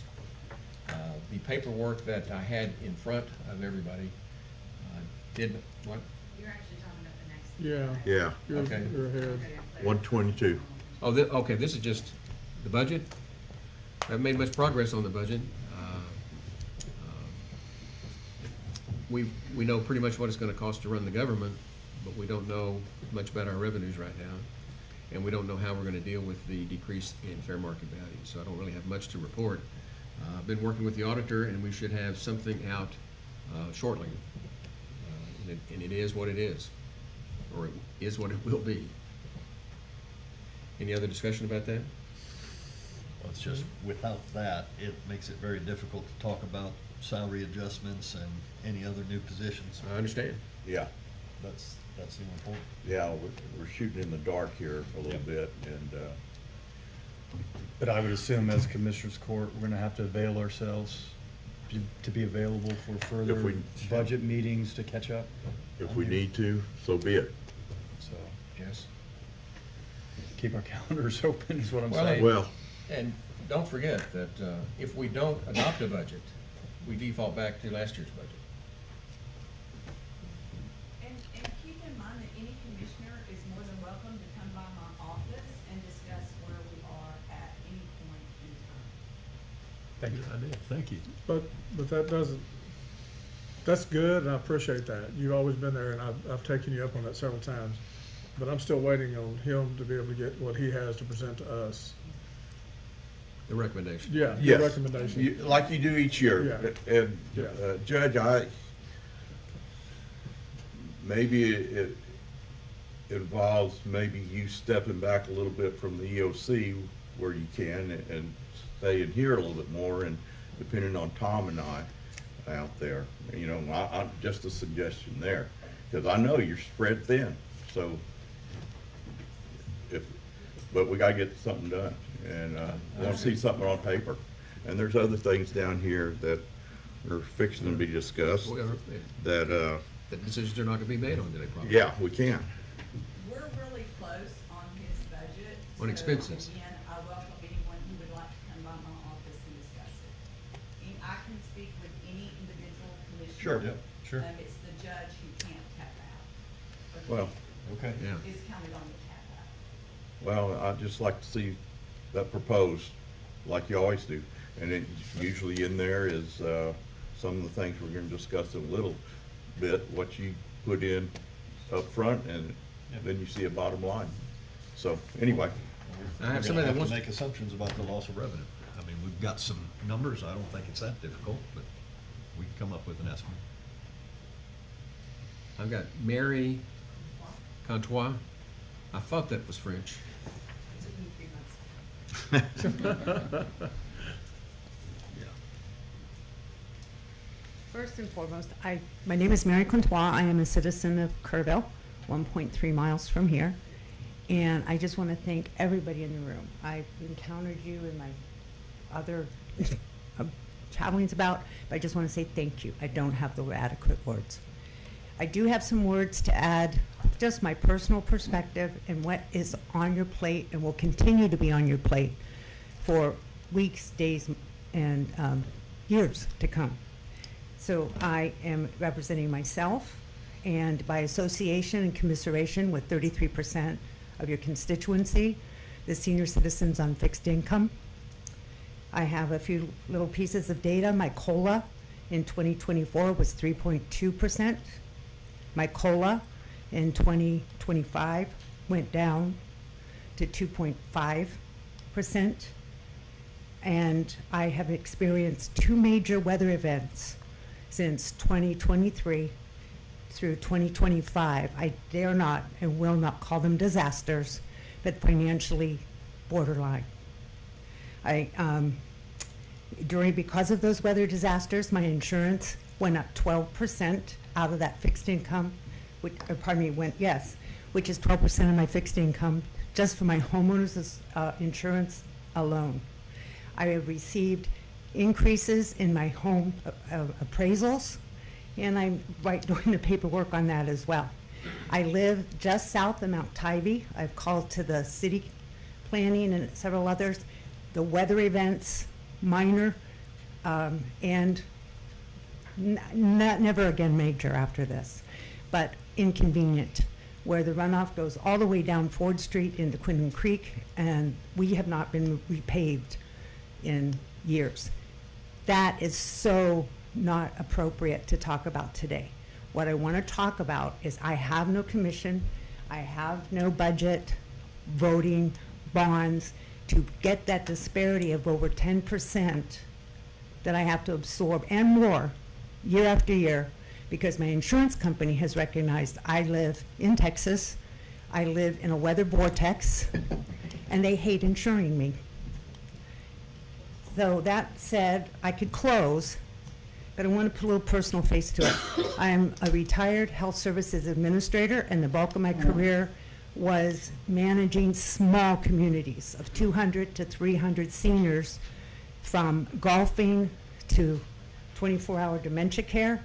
I had toilets running over, I had mountain lions in the backyard, and because it was Northern California, I responded to earthquakes, and I responded in fires, and drought, and floods, because just 2 years ago, January, I was visiting family, and we were all locked in because of floods and poor planning. And you all know that's notorious. I'm not going to hold California up or anything else. I'm just going to put this face, 75 years old. I love Kerrville. I love the Hill Country. I love Texas. My being here is not 4 generations, but years of planning and investigation, tax rates, no tax on my Social Security, wonderful church community, wonderful city government community, met most of you, wonderful county. Help us keep it that way. Let's wait a year. Just let's wait a year before we do any more things with budgets, appraisals, increases. And yes, I've done those shifts as a salaried employee and got 3 days off because there was no other mechanism. So I understand, I do understand. And I wish I had the money to give you, I don't. Thank you. Yes. I'll just say one thing. We don't control the appraisal district, so when they raise your appraised values by whatever, 10% kind of seems to be their standard, that is not us. One obstacle to that is the budget meeting for the city was canceled. You got it all? Yeah, anyway. And just to clarify what Commissioner Patience is saying, the central appraisal districts report to the comptroller of the state of Texas. Right. That's who they report to. We're not in that loop. I understand. So typically, I mean, or you can comment further, but we have reduced the tax rate. Yep. So that there was a no new revenue tax rate. So at least in terms of county taxes, the last few years, you should have not seen any significant variation. Okay. Hope to do it again. Most of the next items that we're going to deal with on the agenda here are things that are normally decided in the budget process and would normally be ripe for decision. They're on the agenda, at least for us to discuss. Item 1.23 is to consider, discuss, and take appropriate action regarding the special request for fiscal year 25-26 budget and clarify the changes made for Animal Control Solid Waste Department. Ray. If I may. Yes, you may. All I'm doing here is I'm just seeking clarification on what was approved and what wasn't. Just, I'm trying to set things up for October. I had a little bit of confusion on it.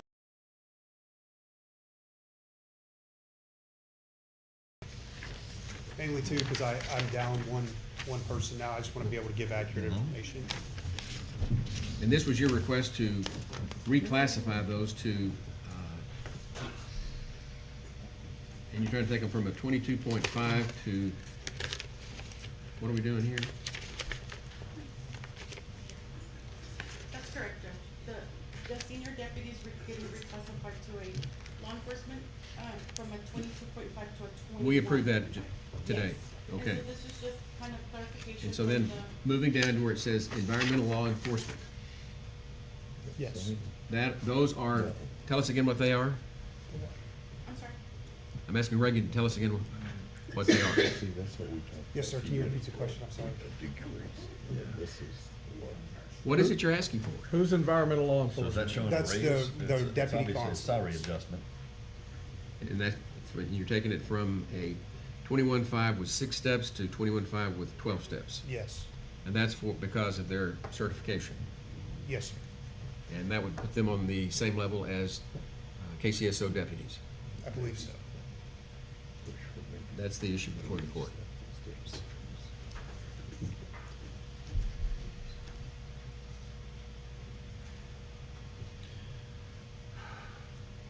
And another irregular thing that's been done is we're taking votes before I submit a recommended budget. I don't like it. Yeah, well, I don't either. Right. But that, we've been put in that position. You know, Is this something that we want to put in the position, Well- recommended budget? yeah. Again, before, you've gotten all these special requests and you put it in there and then we discussed them once they were in there. Right, yea or that's what we nay. did last time. So can we, I propose we do the same, With this one? yes. Okay. Then, let's have a motion. Well, So we can discuss. before we did, Well, you put in whatever you think and then we'll discuss it after it's on paper, all these type things. You know, you've in when we past. see the big picture, we may not get to this level of granularity and. So you ready to pass on this for today? May I Right. just say also? Go ahead. This was part of, this was, there was increase for 2 deputies. There was a reclassification of an existing position into another that had a pay raise, because it's gonna entail some supervisory duties. And then also there was elimination of a full-time animal control officer and a part-time kennel tech, and an addition of a full-time kennel tech. Basically, and there was a savings, an actual budgetary savings out of all this of, gosh, I can't remember that offhand, but it was, there's a budgetary savings, so just wanted to throw that out. And I do appreciate that's good clarification, but that should be for a budget meeting. And I think that's what we're trying to get this saved for a later budget Well- meeing, not Well, part of and it Commissioners was Court. discussed during that special meeting last week. I just wasn't clear. There was confusion after court. I'm just trying to see what was decided. I'm not gonna be in favor of moving all the way up to 12 12. steps. Yeah. I do think they need an increase. Well, let me just clarify so that We're not everybody talking understands about a where we separate were possible and where we are. Where we were 2 weeks ago, when we discussed this, and we started piecemeal approving parts of the budget, rather than waiting till the whole budget. We did some stuff with KCSO that needed to be done. And then with regard to environmental, we had the discussion about these 2 senior deputy, or I call them senior, two deputies, positions. And at the time, when the special requests were first made to me, Sean was still here. And so, this was a request to raise the 2 deputies with the law enforcement certification to a comparable level as their peers in the KCSO. And that was, both of them would have gone to a 21.5 with 12 steps. It added 6 steps each to get them there, right, Reagan? Yes, sir, that is I believe so. And where we are now is, he's asking for clarification. And if what I'm hearing is you want this to be put in my recommended budget that everybody can discuss at that time, rather than deal with it piecemeal. Because historically, we've not done it this way. Exactly. It was an exception last time. Yeah, but what we'd asked the department, or you guys to do is bring us to where we can compare apples and apples, not apples to oranges, because they're not KSO. And they have 2 totally different functions of law enforcement. And I don't know that you've been able to figure that out yet as to how you can do a comparable between y'all and other officers of your same stature. They need to stand on their own merit. Correct, yeah. Well, I think the threshold question, at least that I feel like I need to address today, is this something that you want me to incorporate in my recommended budget and deal with at that time? Yes. That'll work. So we'll pass on this item? Yes, sir. I'm sorry, Ray.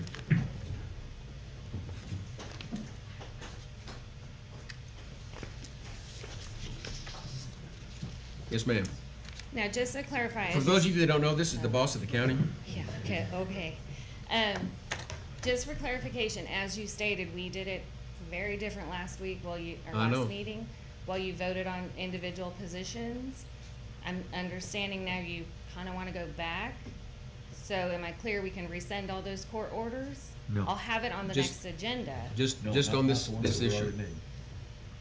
So all the rest of those court orders you want to stay, and those will Yes. stay in the judge's budget. This is the only one that's not? Well, he can make it as a recommendation, but yeah, I see your Well- point.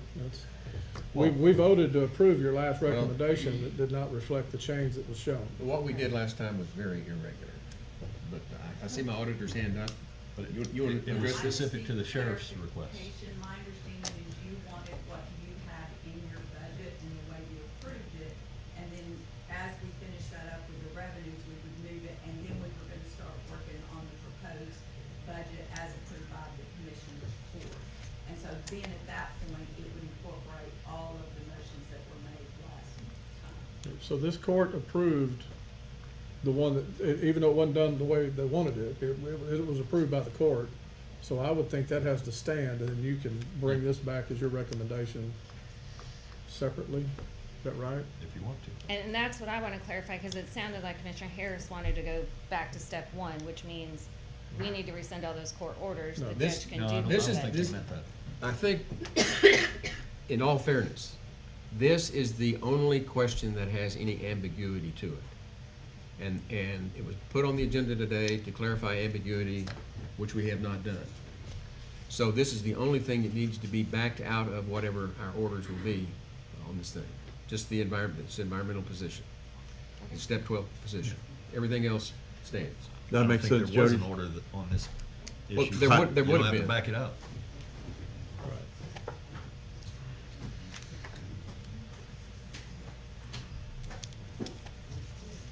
Whatever. For point of order, do we need to vote on this rescind?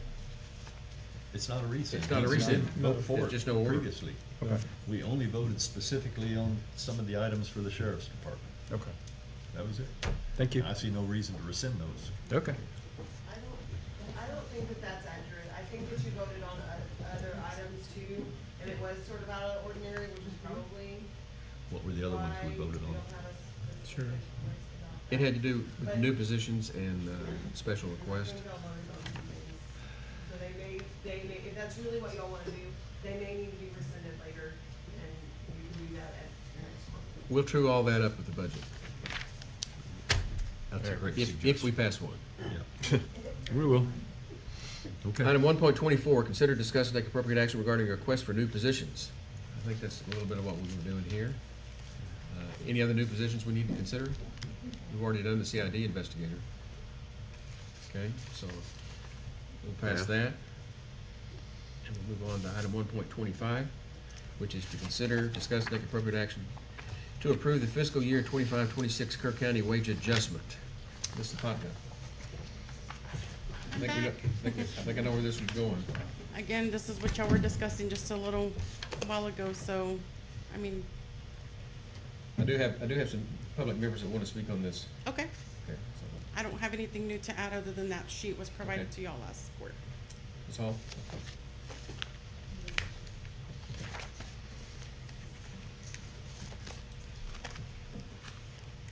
Again, Terry Hall at 118 Independence for We the People, Liberty and Action. I just feel like there just needs to be a reality check between what happens inside government versus outside government right now. Your constituents don't have any extra money, and they are not getting richer from the disaster. If anything, we're poorer today since July 4th. Contractors have been donating their equipment, their employees, their time, free of charge during the rescue and recovery efforts. Everybody is making a shared sacrifice and doing everything they can to help our community that's in crisis right now. A pay increase will necessitate what you do with your tax rate. In our county and every county in Texas, they do it the same way, because I've dealt with appraisers in every county I've lived in Texas, and they all tell me the same thing when I go protest my property tax appraisal value every single year, virtually every year. Because it's done by a mass appraisal system, and it's done based on your tax rate. So whatever your tax rate is and whatever your budget is what they pop out the numbers to meet that budget. So while you don't have direct influence over what the appraised values are of our homes, what you adopt for your budget and your tax rate absolutely affects how that turns out in each of our property tax bills. One of the things we're very concerned with the fact that landowners are very at risk of losing their property because they're not going to be fully reimbursed. They're either underinsured or their deductibles or other reasons they're going to lose their property or their ability to rebuild. That leaves us vulnerable to corporations like BlackRock and doing land grabbing like they've done with the California wildfires and just about every other disaster in our nation. They will come swoop in and buy up this land and completely transform Kerr County into something none of us will recognize.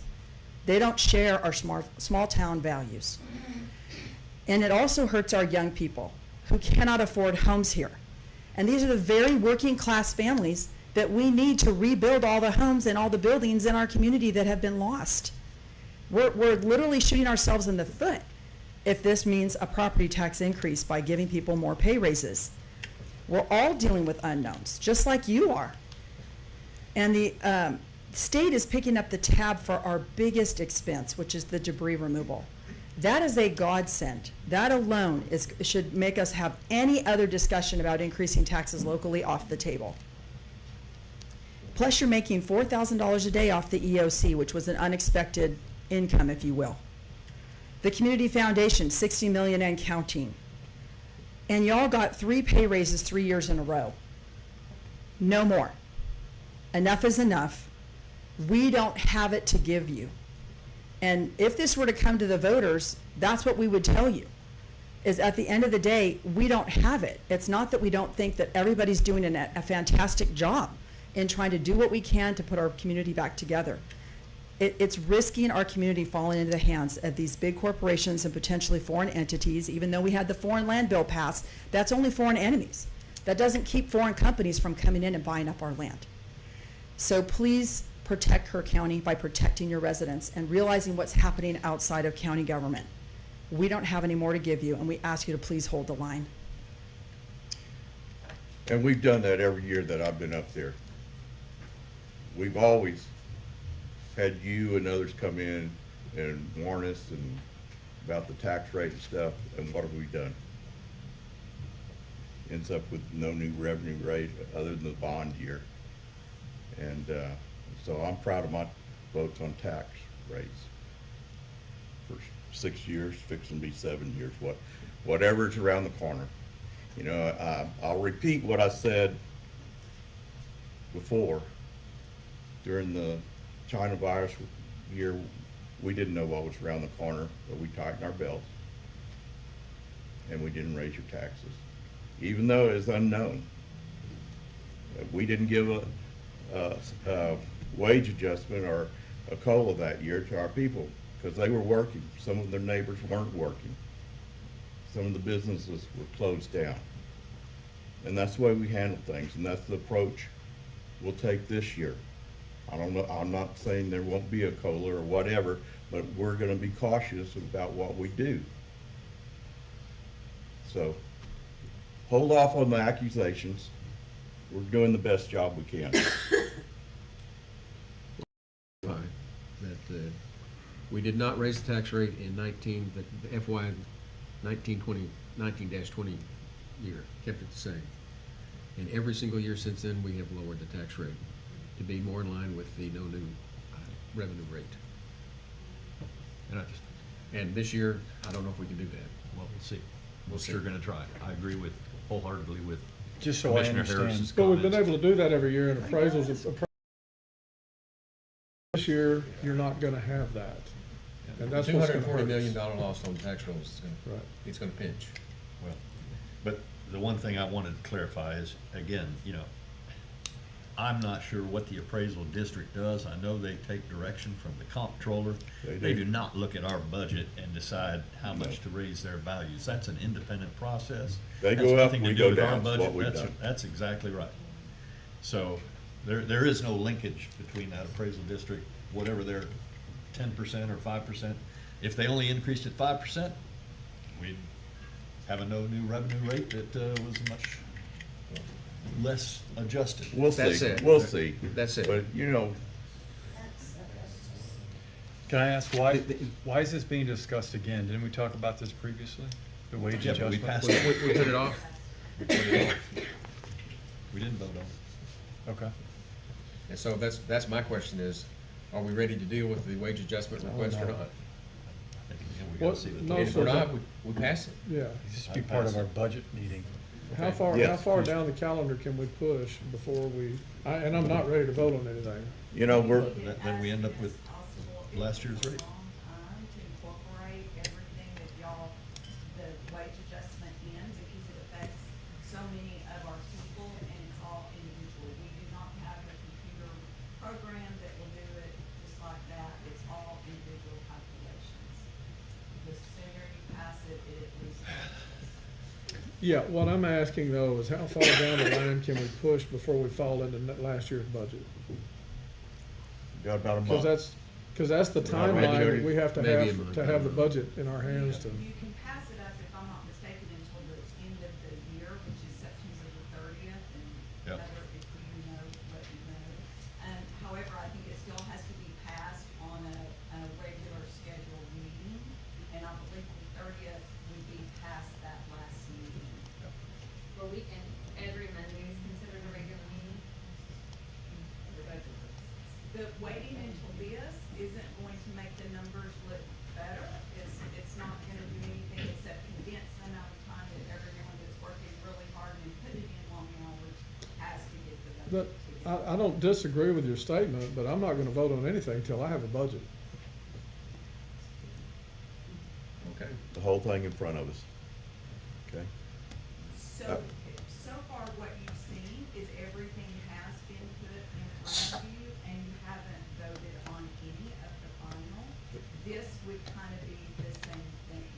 So where we've got road and bridges, they're on list of things. This wage adjustment is part of a list of things that is in there, that was not considered during the normal. But if I have a budget and I know what Road and Bridge is asking for, we might can say, if we wanna consider this, we need to reduce this. We have to have a budget. If we get it out in front of us, then we can say, okay, we need to start trimming hard, here, where do we trim? But if we're piecemealing like we're trying to do now, you don't know the end result. And we need to understand what the latest estimate is for the reserve balance, because we're probably gonna be eating into that. As Of we course. absolutely are, yes. Yes. So I invite each one of you to please combine, tell me what I'll be you'd there. like to cut in order to make room for whatever's important to you. I currently know what that is for the county judge, which his budget right now does include this wage increase. And so that's, I think, why it's been on the agenda and why everyone's asking. Been a little busy. Just to clarify, and something I don't understand and probably need to, there are two different ways to incentivize someone financially. In the budget, if we do a wage increase like for steps, right? That's one way to do it, where you target the individual in the budget. This is a blanket COLA, if you will, across that. Let's say somebody gets a step increase in the budget because we think they're doing a great job. Does this compound on top of that? Yes. It does, but we don't have an. So it could be like, instead of a 20% increase, 22.5? We don't have an avenue for increases throughout the year because they're doing a great job. Right. The county policy does not include merit raises or opportunities like that for our employees. Commissioner, if I understood your question, and I think I understood your question. The numbers that you see on these spreadsheets are current numbers. So when people are asking for step increases or grade increases, they're based on our current budget. And so if a wage adjustment is approved, then that would go across the board for everybody. It would also reflect, these numbers would go up by that percentage. Currently, we do estimates based on current budget because we don't know if there's gonna be a wage adjustment. Okay, Does that answer your? it does, thank you. Okay. Does anyone have, okay. Good Plans? morning. Just to speak upon what you just asked. We did try that here, but it failed. We had all the department heads get together, try to do an incentive for our employees, but it became favoritism. So with that being said, we've tried that route. So the easiest way was the COLA. So each department head, each elected official, because within your department, you have certain people that do a lot of work, but then they start talking amongst each other saying, hey, I got 5%, I got 2%, I got 1%. That made it very difficult within our departments. So because I was on the committee and I used to be HR director, and it did not work. We are not a corporation, we're county government. So that's my 2 cents worth. And I'm also gonna say, we are taxpayers too. It cost us. I live on the Guadalupe River. Luckily, my property was not damaged, but my neighbors were. I'm 4th generation here, so I've lived here a long time. And it's just very frustrating how people point fingers. We're here to help each other. We're not here to accuse each other of things. So I think everybody needs to look down and think about what you say before tax increases, all of this. We're here to work together, not against each other.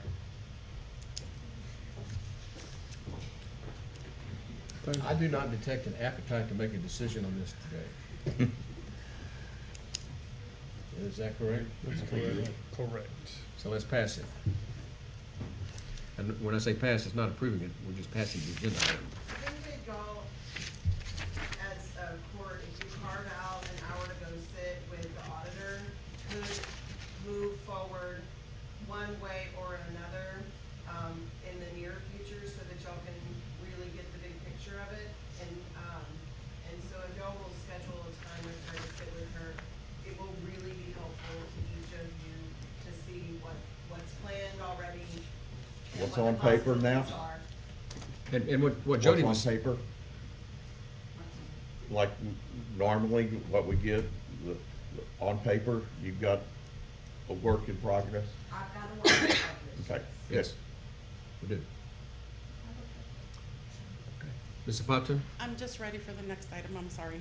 Okay. I just was sorry, not that I don't want y'all to discuss it further, by all means, I With just was getting ready. With regard to the follow-up for commissioners to talk to the auditor, we're gonna look to the 2 of you at that table to be the gatekeepers to tell us when we can put this back on a regular agenda. And what Jody was clarifying is, we did adopt every Monday to be a regular commissioners court meeting for this very purpose, in case we needed it. So, with that, we will move on to the next item, which is 1.26, consider discuss county and precinct officials for Kerr County fiscal year 25-26.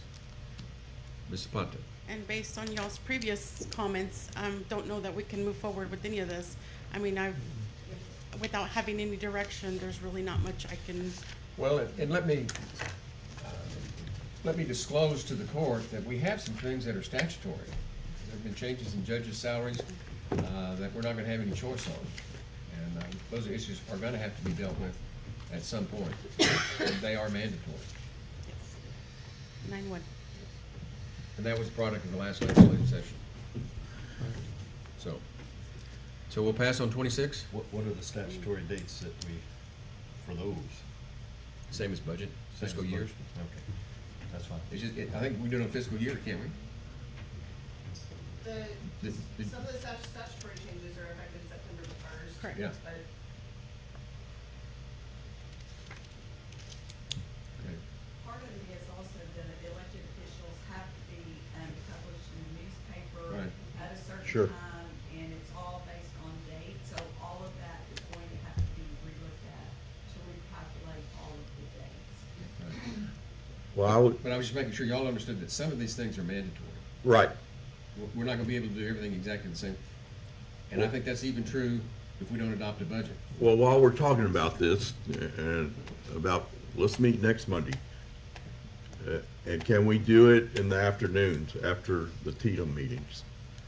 I think you already planned to meet next Monday, because that's when Bob will have the Okay. updated numbers. Is there a chance we could move them to the afternoon? 2:30 or so, Works for that me. meeting. So That'd be great. Y'all have a 'cause problem with it it? kicks me out of a lot of meetings being here right now. Yeah, we're missing Yeah, important meetings both of right us, now. right. So if we could do it like 2:30, if that Maybe even a would, little bit later. So I can get here from school. I'm sorry. Maybe even a little bit later than that. I'll post 4. it whenever you guys. And so that would, that's gonna be August the 4th?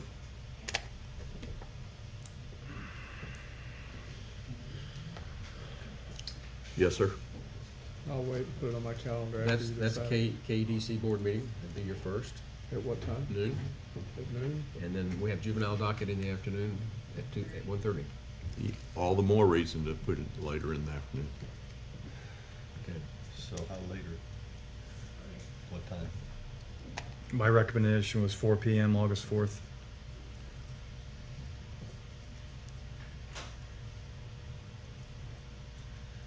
I'm all right with that. Oh, yeah. Okay. So we're gonna pass on 26, and we're gonna take up 23, 24, 25, 26, and 27. Yep. Next Monday, August the 4th, 4 PM. In my calendar. Okay. Okay. Ms. Hall, is there anything else you wanted to say? I've got your.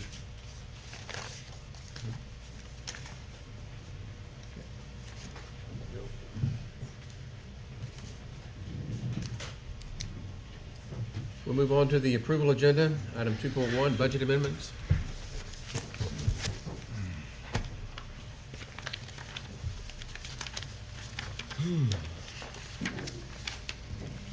Yes, you have in front of you 14 budget amendments. 3 are related to the flood, and they're all moving money around that we currently have budgeted into other places. I move for approval. I'll second. Got the motion and a second to approve the budget amendments as presented. Any discussion? Yes. I'm looking on the front page of all this.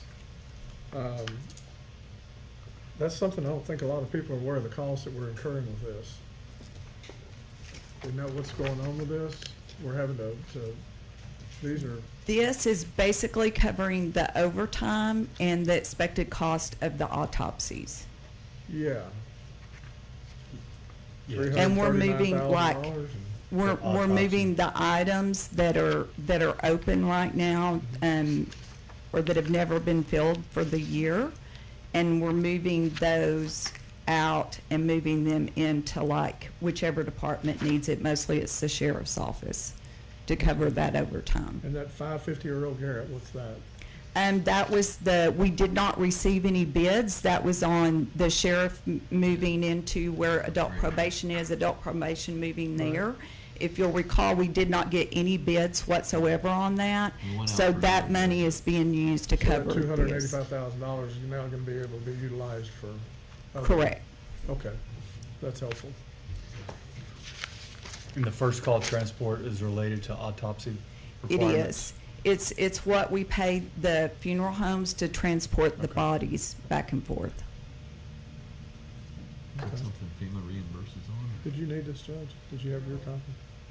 Commissioner Faces, I heard that question, No, is likely the answer. Oh, yeah, no is the likely answer. We'll try, but no is the likely answer. Okay. Yeah, I just, when I looked at that, I had a few questions. I just wasn't quite sure about what was being done there,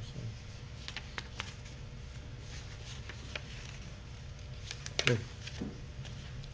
For those of you that don't know, our state representative, Wes Fordell, just came into the courtroom. Welcome. Nice to see you here. And his boss. Yeah. And his boss. Anything else about budget amendments?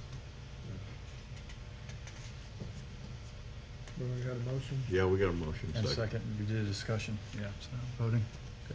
Those in favor, raise your hand. Unanimous. Pay bills.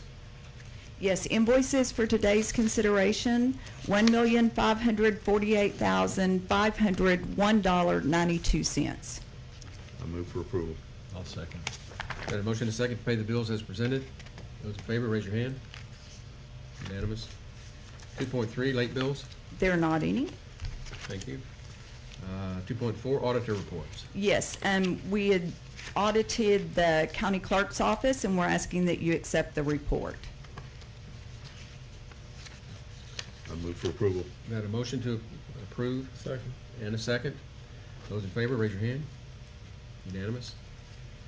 Moving on to 2.5, thank you. 2.5 is accept monthly reports. Okay. For June 2025, Environmental Health and Animal Services, Director Reagan Givens. Treasurer's Monthly Report, Tracy Selden. Quarterly Report, January through March of 2025, Environmental Health and Animal Services, Director Reagan Givens. I move for approval. Got a motion to approve the monthly reports Second. and a second. Any discussion? Those in favor, raise your hand. Unanimous. Next is court orders. And I'm sad to tell you that I have not reviewed the court orders. Well, maybe we should pass. That's what I was frantically looking for, is I hadn't looked at the court orders. We've been a little busy. Okay, so moving on to the information agenda. Status reports of department heads. Oh, Jane. Good morning again. Just wanted to give you all an update that we are going to start changing out the ACs on August 1st, starting in the afternoon only, and Saturday. So I did address the department that would be affected by this. They're aware that we're going to start changing out this ACs on Friday afternoon and Saturday, and also if we run into any problems, hopefully not, we'll also have Sunday to take care of that. I will also send out a countywide email notifying people that I will have to have a crane parked on the Earl Garrett side of the courthouse, either in the lower level or on the top where the commissioners park, to remove the condensing units on the top of the building and then put the new ones on. Okay. Hopefully that won't take but several hours. We would also be working Friday afternoon late to take care of anything, and then hopefully we can finish up on Saturday. So, Okay, thank you. Good. Any other department head reports?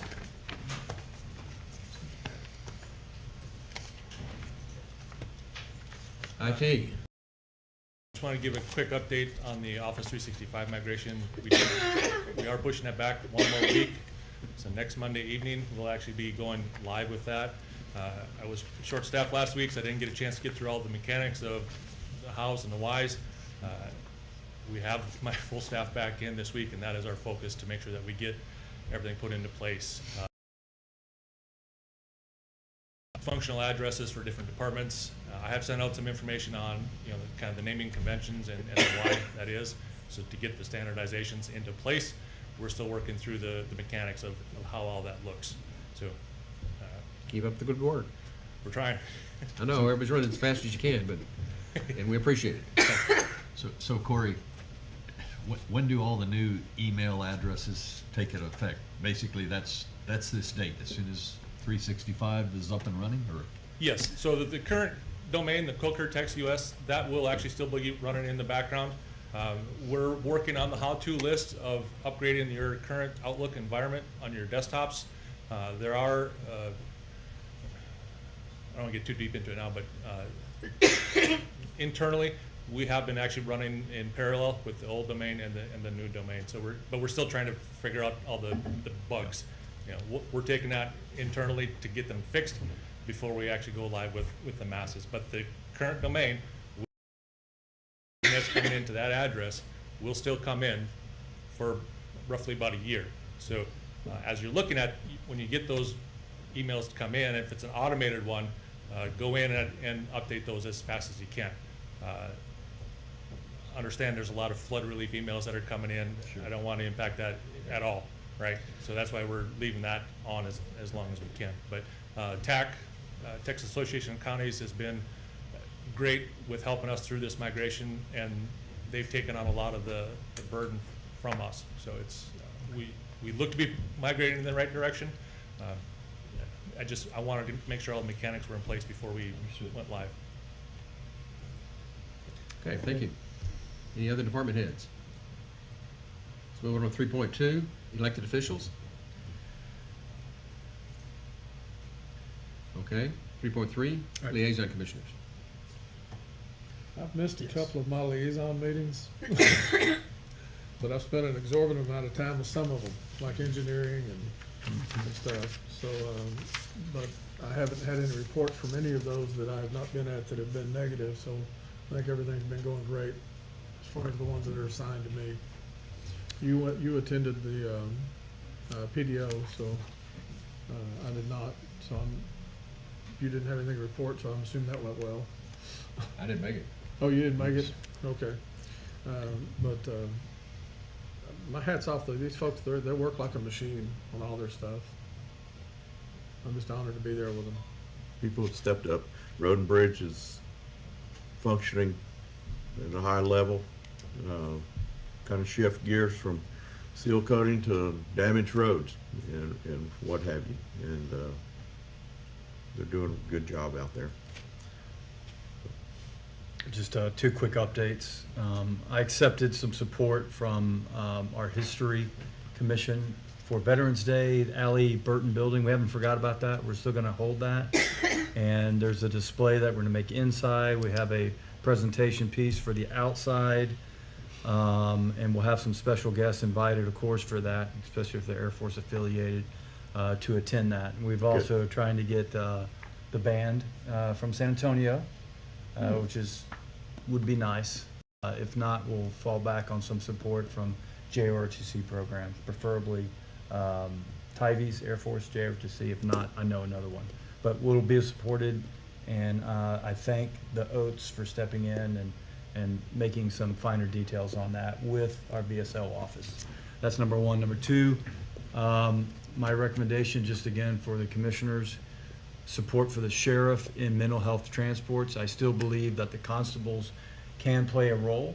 My recommendation is that, for instance, my constable, which I've spoken to, seems to be amenable to help out just on one day a month, being the third Monday of that month. If we can make it possible where first Monday, second Monday, third Monday, fourth Monday, if we could recommend that to our constables just to help out during the workday, take some of the relief off the mental health burden. Sheriff, the only thing we couldn't come up with is caged vehicles, just to let you know. Not many of them actually are suitable with caged vehicles, but if you had some horsepower, manpower to help you out with that, you might be able to find the right type of vehicle for that. Just a reminder again for our commissioners that they want to support that recommendation to their own elected official, which is their constable. Thank you. But that has to be voluntary on their part. For those of you that don't know, one elected official can't tell another elected official what to do. They've got their job and they do it the way they think they ought to do it. That would be a big help if they did that. Yes, sir. Anything else? We have an executive session item. We do. Okay, so let's take about a 5-minute recess and we'll reconvene in executive session on a personnel matter in Road and Bridge. Well, Don?